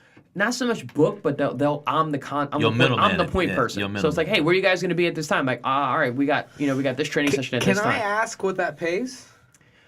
It pays better than fighting a lot of times. Yeah. Yeah, I know. When you got a guy like Jacobs who's making big money, right? He's the middleweight champion. No? Listen, as far as I'm concerned, it doesn't matter what they're making. I just know what my fee is. You know, like, so if I'm going to do what I'm going to do. As long as you're met. It's 2 months of my time. Yeah. You know, like, I'm not trying to beat you. You're making this amount of money, like, whatever. Like, this is my fucking fee. It's this amount of time of my life. And I have to be committed to this. And as you've seen me as a coach, I come in prepared. Like I'm all in, and that's how I am when I'm in camp with my guy, and that's how I am with Daniel. You know, I love Danny. You know, he's a great guy. Yeah, we have a special relationship, but at the same time, like, it's also business. Like I'm hired to do a job. We hope to get Daniel Jacobs on the show. So once I finished, once I told Algieri that I had, or once I told LaFleur I had you on the show, and like, oh, yeah, cool, whatever. We trained a little bit, and afterwards, like, yo, I'm like, what's up? He's like, I think it's a really good, like, that's a really good idea to have Chris in the corner. I was like, thanks, man. But he's like, no, like, I think he's gonna be really, really, really good. I'm like, yeah, me too. Like, well, you started before LaFleur, right? Like, you were kickboxing. Oh yeah. I mean, I've been. You helped him a lot with his striking too. You're very. Years, no? When you first stepped into the gym to start fighting, how old were you? To fight? No, like training, I guess. 9. Martial arts, yeah. Well, like, I remember telling Joe last week how, like, we always looked like LaFleur's word is gospel. Like, LaFleur always made it to me like Algieri's word was gospel. So I was always like, gosh, yeah, all right. Yeah. I love training LaFleur. Like, we had a lot of sessions together. We did a lot of camps together, striking wise. Ryan's really smart in that he was like, wait, you go to school for nutrition? Like, I need to talk to you about nutrition. Like, we were in the gym just training together, and like, I wasn't a nutritionist. I was a fighter. But he knew I knew about nutrition, so like he would just pick my brain in the gym. Yeah, that email literally is me worrying about making weight, and I was like, yo, why the fuck did you book me a fight at this low of a weight? And he was like, bro, I'm going to send you on a diet from Algieri. Shut the fuck up. I just finished my 6th beer. Follow the diet and you're good. And then I remember following the diet and then weight kind of not coming off and me being worried, and then all of a sudden weight just fucking flew off and I was underweight, and I was like, what the fuck? Can I drink soda? Can I eat whatever the fuck? Can I go back to my old diet? No, you can't drink Dr. Pepper, you fat fuck. I'm an idiot. But, you know, the weight just flew off all of a sudden from eating that diet. And I was like, oh, shit. I'm, like, really ripped up. Well, there was water loading in it as well. Yes. Chris, what can you tell us about water loading? All right, so what the idea is that you're hyperhydrating, right? So you're kind of tricking your body and being like, oh, we're super hydrated. And what happens at that point is, remember we talked about you mentioned homeostasis? Yeah. Like, that's what our body's working for all the time. Like, it wants to maintain. So when you drastically increase your intake of water, right? Your body water goes up. Your body wants to maintain homeostasis. It's like, wow, we got all this water and we got extra pounds of water. We got to start flushing this out, and it starts flushing it out, and you have what's called a diuresis, and that's you just urinating basically, urinating and sweating really heavily. So that process has begun. there's a lag on everything because everything in our body is hormonally controlled, right? Right. So you've got this hormone system going that's now flushing you out, and then we're getting closer to fight time, and the water load, as you know, you decrease it over time. Your body's not realizing you're decreasing it. You're still super hydrated. Your body's still like, oh, we're waterlogged. We need to get this shit out. So then you keep, your body's letting it go, letting it go, letting it go. Then it's like you get to the point where now your body realizes you're dehydrated, and it's too late. And then you work out, and then it doesn't matter. You raise your body temperature, your body's losing water, right? Because you release sweat to bring the body temperature down. So at that point, it's like, all right, you've had this open pores and peeing like crazy for a couple days now. Your body's primed to get rid of all this water weight, and now it's like, all right, now we're gonna fucking work out. We're gonna sweat off the rest, and you're gonna use things like sweet sweat and rubbers and hot sauna suits and baths, and you're gonna I call it wringing it out. That's the wringing out method, right? So the sponge method. So you're filling your muscles are like sponges. They hold tons of water. So you hyperhydrate the sponge, you squeeze it, it loses a bunch, but it's still hydrated. Then you work out, and then you wring it out, and you wring it out. And how many workouts or baths you do is how much you wring it out. I pissed clear this whole fight camp. You didn't really cut weight. Yeah, you're right. Hang on. So the thing is like going back to college, and I always bring up college throughout my fight career, and my manager would be like, yeah, but you're not 19 anymore. I'm like, yeah, true. That's the peak physical athlete you're going against, yeah. But the thing is as a collegiate athlete in freestyle, which is, after our season, at 145 and a half, I don't think I won one match. I was telling this to fans as the match was going on. I don't think I won one match. I wrestled in Canada, that's a lie. I won a couple, but like you didn't win anything big. You didn't win. I didn't do well. Yeah, you didn't. You won. You at lost more than you won. 154. I was a freestyle All-American. It's you were like fresh. Yeah, but I mean that's also you weighed it. I mean that's a question. Actually, you know what? Those are all 24-hour weigh-ins. Actually, we didn't get to it with Dillashaw. I mean, he looked great at the weigh-ins and whatnot. Hang on, I saw him because I'm in there weighing out, and I'm looking for a fucking skeleton. I'm looking for someone who feels worse than you. I'm looking for no. I just know he's cutting a shitload of weight. He's dropping in a weight class. I'm looking for him to look like shit. I'm like, dude, does he didn't look too bad? Hang on. I'm like, does he look better than me? Hang on. You know who visibly looked kind of shitty was Cejudo.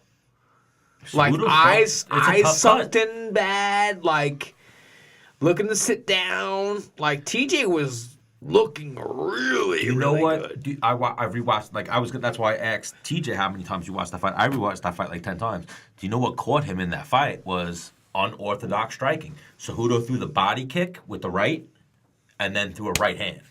So it wasn't body kick and then the left. Like it wasn't the way you're taught, kind of, which is you throw the opposite and that's your momentum. He threw that like the same way. Unfortunately, LaFleur got hit. The guy threw the right hand and hid the right high kick with the right hand. You know what I mean? Right. So Cejudo kind of threw the body kick and hid the right hand, and then the right hand clapped TJ. Yeah. Really good. Ryan LaFleur's worst thing about him is he's and that's why like kind of why I brought Chris Algieri into my corner is because like Chris is one of those guys that whatever he says, like I'm fucking totally tuned in. Like let's say I told Ryan LaFleur to do something.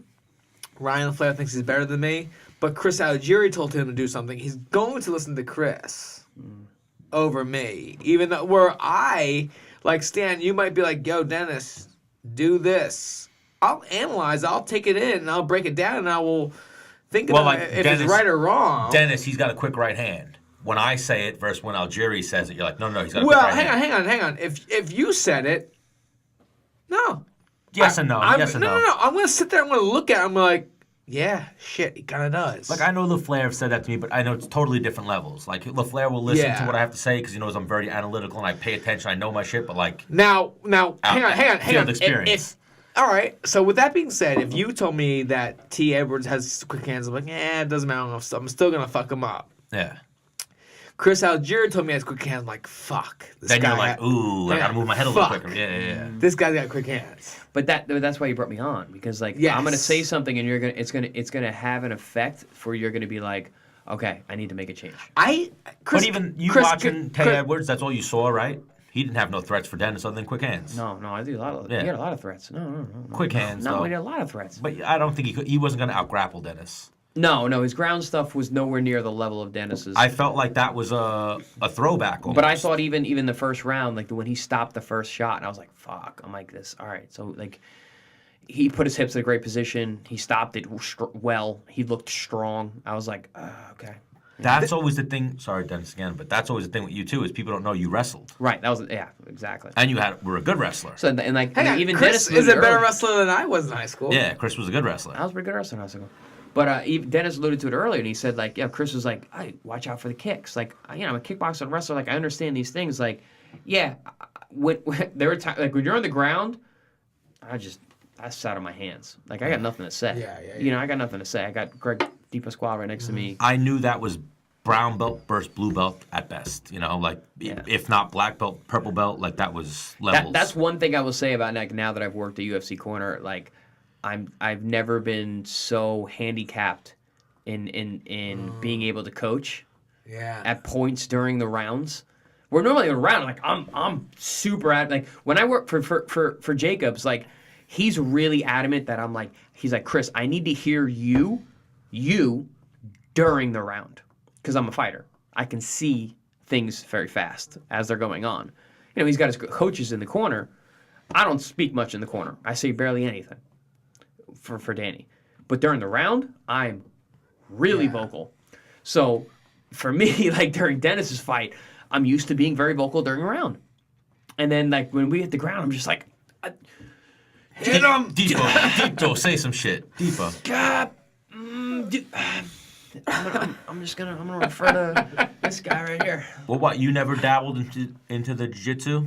No. You just... Oh, that's another thing we're gonna do. When you retire, Oh, I'm definitely doing it. me I'm and you, competing. hang on, me and you are gonna chase black belts. Fuck yeah, I'm gonna compete. Like I wanna tap people out and shit. Oh, so you're open to it. Yeah. You see the... I loved wrestling. I still love wrestling. I feel like I gotta take this call. I don't know. It's coming twice in a row. Who's calling? I have no idea. Hello? Uh-oh. All right, well, then it's got to But answer yeah, no, these phone like calls. so like wrestling, like I love that stuff, man. 10 minutes? Can you call me back in 10 minutes? When you're doing a podcast and they call to ask you to be on a podcast. Oh, is that what that is? Wow, it's tough being the man. Mr. Hollywood. Shit. Sorry, just gotta call. I told someone I would do a podcast. Forgot. Or no, like at 7:20, but we're supposed to be done at 7.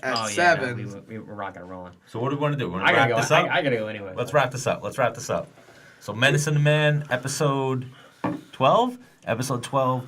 Congrats again, Dennis the Menace Ramirez on his win this weekend. Chris Algieri. When you book this next one, once that eye gets ready, April, June, May, whatever the month is, we're going to get you back on. We'd love to have you in studio again. This was awesome. Yeah, hang on. I actually want him in the studio before he had the fight so he could have some cervezas with us. We were trying, but you know what it was? You just booked those fights too quick. Yeah, so. sure. We can talk about I'm going to camp with Jacobs for the Canelo fight. I wanna get him on. I Ooh, wanna that's a get big him thing. on. May 4th, right? Jacobs. We can call Danny. We can get him on. That was supposed to be Canelo versus Triple G, right? Because the thing That was an idea. Well, that's what they were saying. Yeah. So the thing is, and I'm sure you could convince him better, is like, I really don't care about his fight. I just want to just shoot the shit with him about life. Well, do you being, remember? He's a very cool dude. Me and you went up to him. Did me and you go up to him, or me and Frank from Anthony? I've seen him. I went up to him at your last fight in the founders room, and I was like, Daniel Jacobs. I know Algieri. We've had him on the show. What's up. Yeah, no, me and you went up to him. I think you might have got his number. One of us got his number. I was drinking. We were both drinking.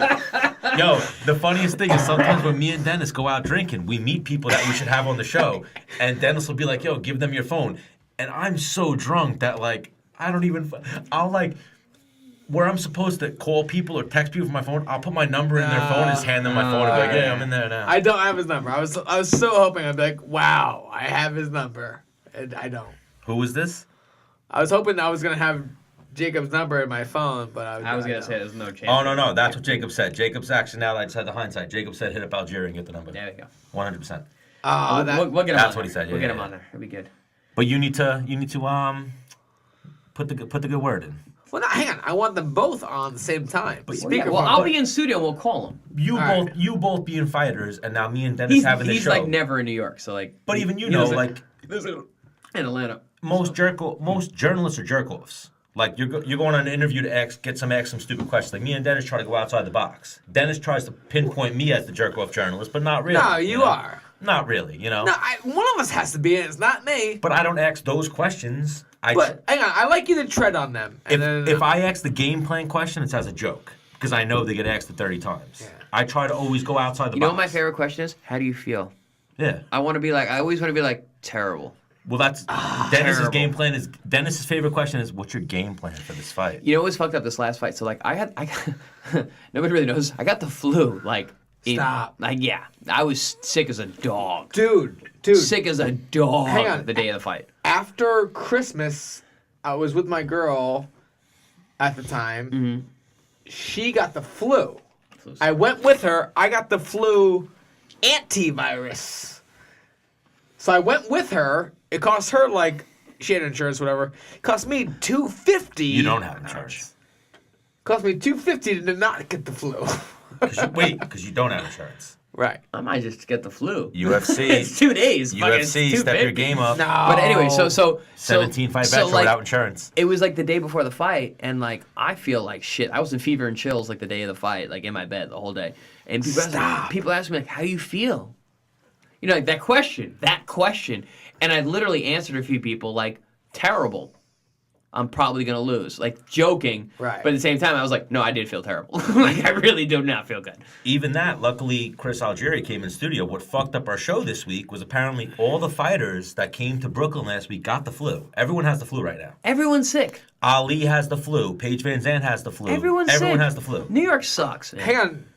Two people that I like. Chris, I don't know how you feel about sparring prior to sparring. I don't know how Ryan LaFleur feels about. Actually, Ryan's like pretty vocal. Like, I feel like shit. Oh, I just want to get over with. Like, I know when I go into sparring, before I'm about to spar like hard, I'm like, oh fuck, I don't feel like doing this. I'm going to get tired. I don't want to do this right now. I just want to like, is that the same for you? So I think. Because I've sparred against you. I sparred against Flair, and you guys both came in with this like you guys smile at me usually, whatever. But like knowing sparring me, you guys came with this game face. I was like, whoa, why are you doing that? Can't we just be friends and then punch each other? Like you're in game mode, and I don't like it. Yeah, I have to be in game mode because otherwise, I don't know. My style is so, like the way that I fight is so like disciplined. I have to be in that mode. Like I have to be, because I'm not super gifted. I'm not like that guy who's just like, I fucking roll out of bed. same. I'm fucking good. You know, like I have to be on. I'm a rhythm fighter. Rhythm is a thing that comes and goes very quickly and easily. Like you can be in rhythm and be out of rhythm. Like I need to be in rhythm. You know, like Right. for me, so I need to kind of have my thing and kind of get that going and find it. But that's more my style, more than even like just my mentality about sparring. But I've also sparred so many times in my life. I've been a professional fighter for 16 years. Yikes. I'll be 35 in March. I turned pro at 19. What's the goal? Do you have a ceiling? I want to win another world title. That's, after that, done. Retire. Or is there an Retire on age? top. Don't, not necessarily retire on top. Like what I'm gonna do, like exactly what Dennis said. Like I want to fight the best. I want to win a world title, and then I want to fight like a Lomachenko or like a Pacquiao rematch or like a whoever the fucking man is. Like I want one of those. I want another one of those fights. You know. Like, But for you, I feel it's not a money fight. It's a legacy fight for you. yes, Pride. yes. So I hate. Like the Pacquiao fight, like I know I didn't perform the way that I could have. Like I want my swan song for that. You know, like and Lomachenko I feel like would be like that. That would be like my quote unquote Pacquiao rematch where I get to go, and it's not a money thing. Has he moved up yet, Lomachenko? What is he at? No, he's at 35. 35 still. So you're hoping maybe you could be the Right. fight I'm feeling like, I win a world title 140. It's like, does Lomachenko want to try another weight class?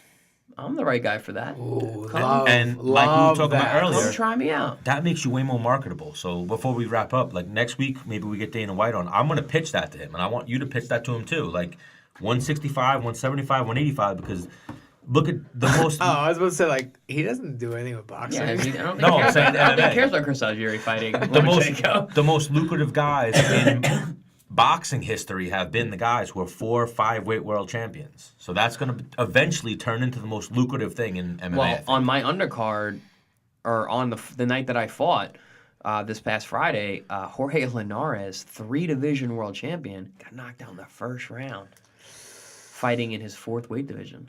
Yeah. Moved up one too many. But UFC can sell that. They can put that as a main event, like Conor McGregor moving up to his 4th weight class. They can put that as a main event, and if he wins, he's a fucking superstar. Yeah, he's already a superstar. Wow. But I'm saying, like De La Hoya, Floyd Mayweather, that's what made them. That's what made them superstars. Was 4 or 5 weight classes. You want to know what I want to end the podcast with? What? Did Conor McGregor rape a bitch? What? What is that? What's going on? Do you guys hear? No. No. Stop. Let me get the phone out. I heard. Hang on. I was streaming the other night, and someone was on there and saying they try to keep it contained in Ireland. That he went to a crack house and like tried to hook up with some chick. She like turned him down, so then he forced himself on her. Oh boy. I don't know. I'm not seeing that. Hang on. I googled Conor McGregor. I can Google Conor McGregor rape. I'm not saying it's real. 6 days ago, sportsman arrested over alleged sex assault in Dublin. I don't know if that's him. He turned himself in. That's what they were saying. Oh boy, that's fine. Irish sports star at center of hotel rape allegation. And why? That's Conor. They're saying. That's on my stream. That's what they were. My. It could be a soccer player though. That's what I want to end it with. It could be a rugby player or a soccer player or something like that. On that note. I want to end on that note. All right, well, episode 12, Menace and the Man. Dennis the Menace Bermudez, Chris Algieri, Stan the Man. We'll see you guys next week. Guys, well, Chris, before you leave, let's let people know how they can find you. If they listen to this deep into the show. ChrisAlgieri.com, Chris Algieri IMG, Ooh, IG, no. whatever. Yeah, Chris was that guy. Chris was like, if you're smart enough, just Google my name. So Google Chris Algieri, There you and go. you'll find all his social media, anywhere to find him. Google Dennis the Menace Bermudez. You'll find Dennis's retirement speech last week. Great career. And check out Menace and the Man. We'll see you guys next week. I just finished my 7th beer. Well, see you later.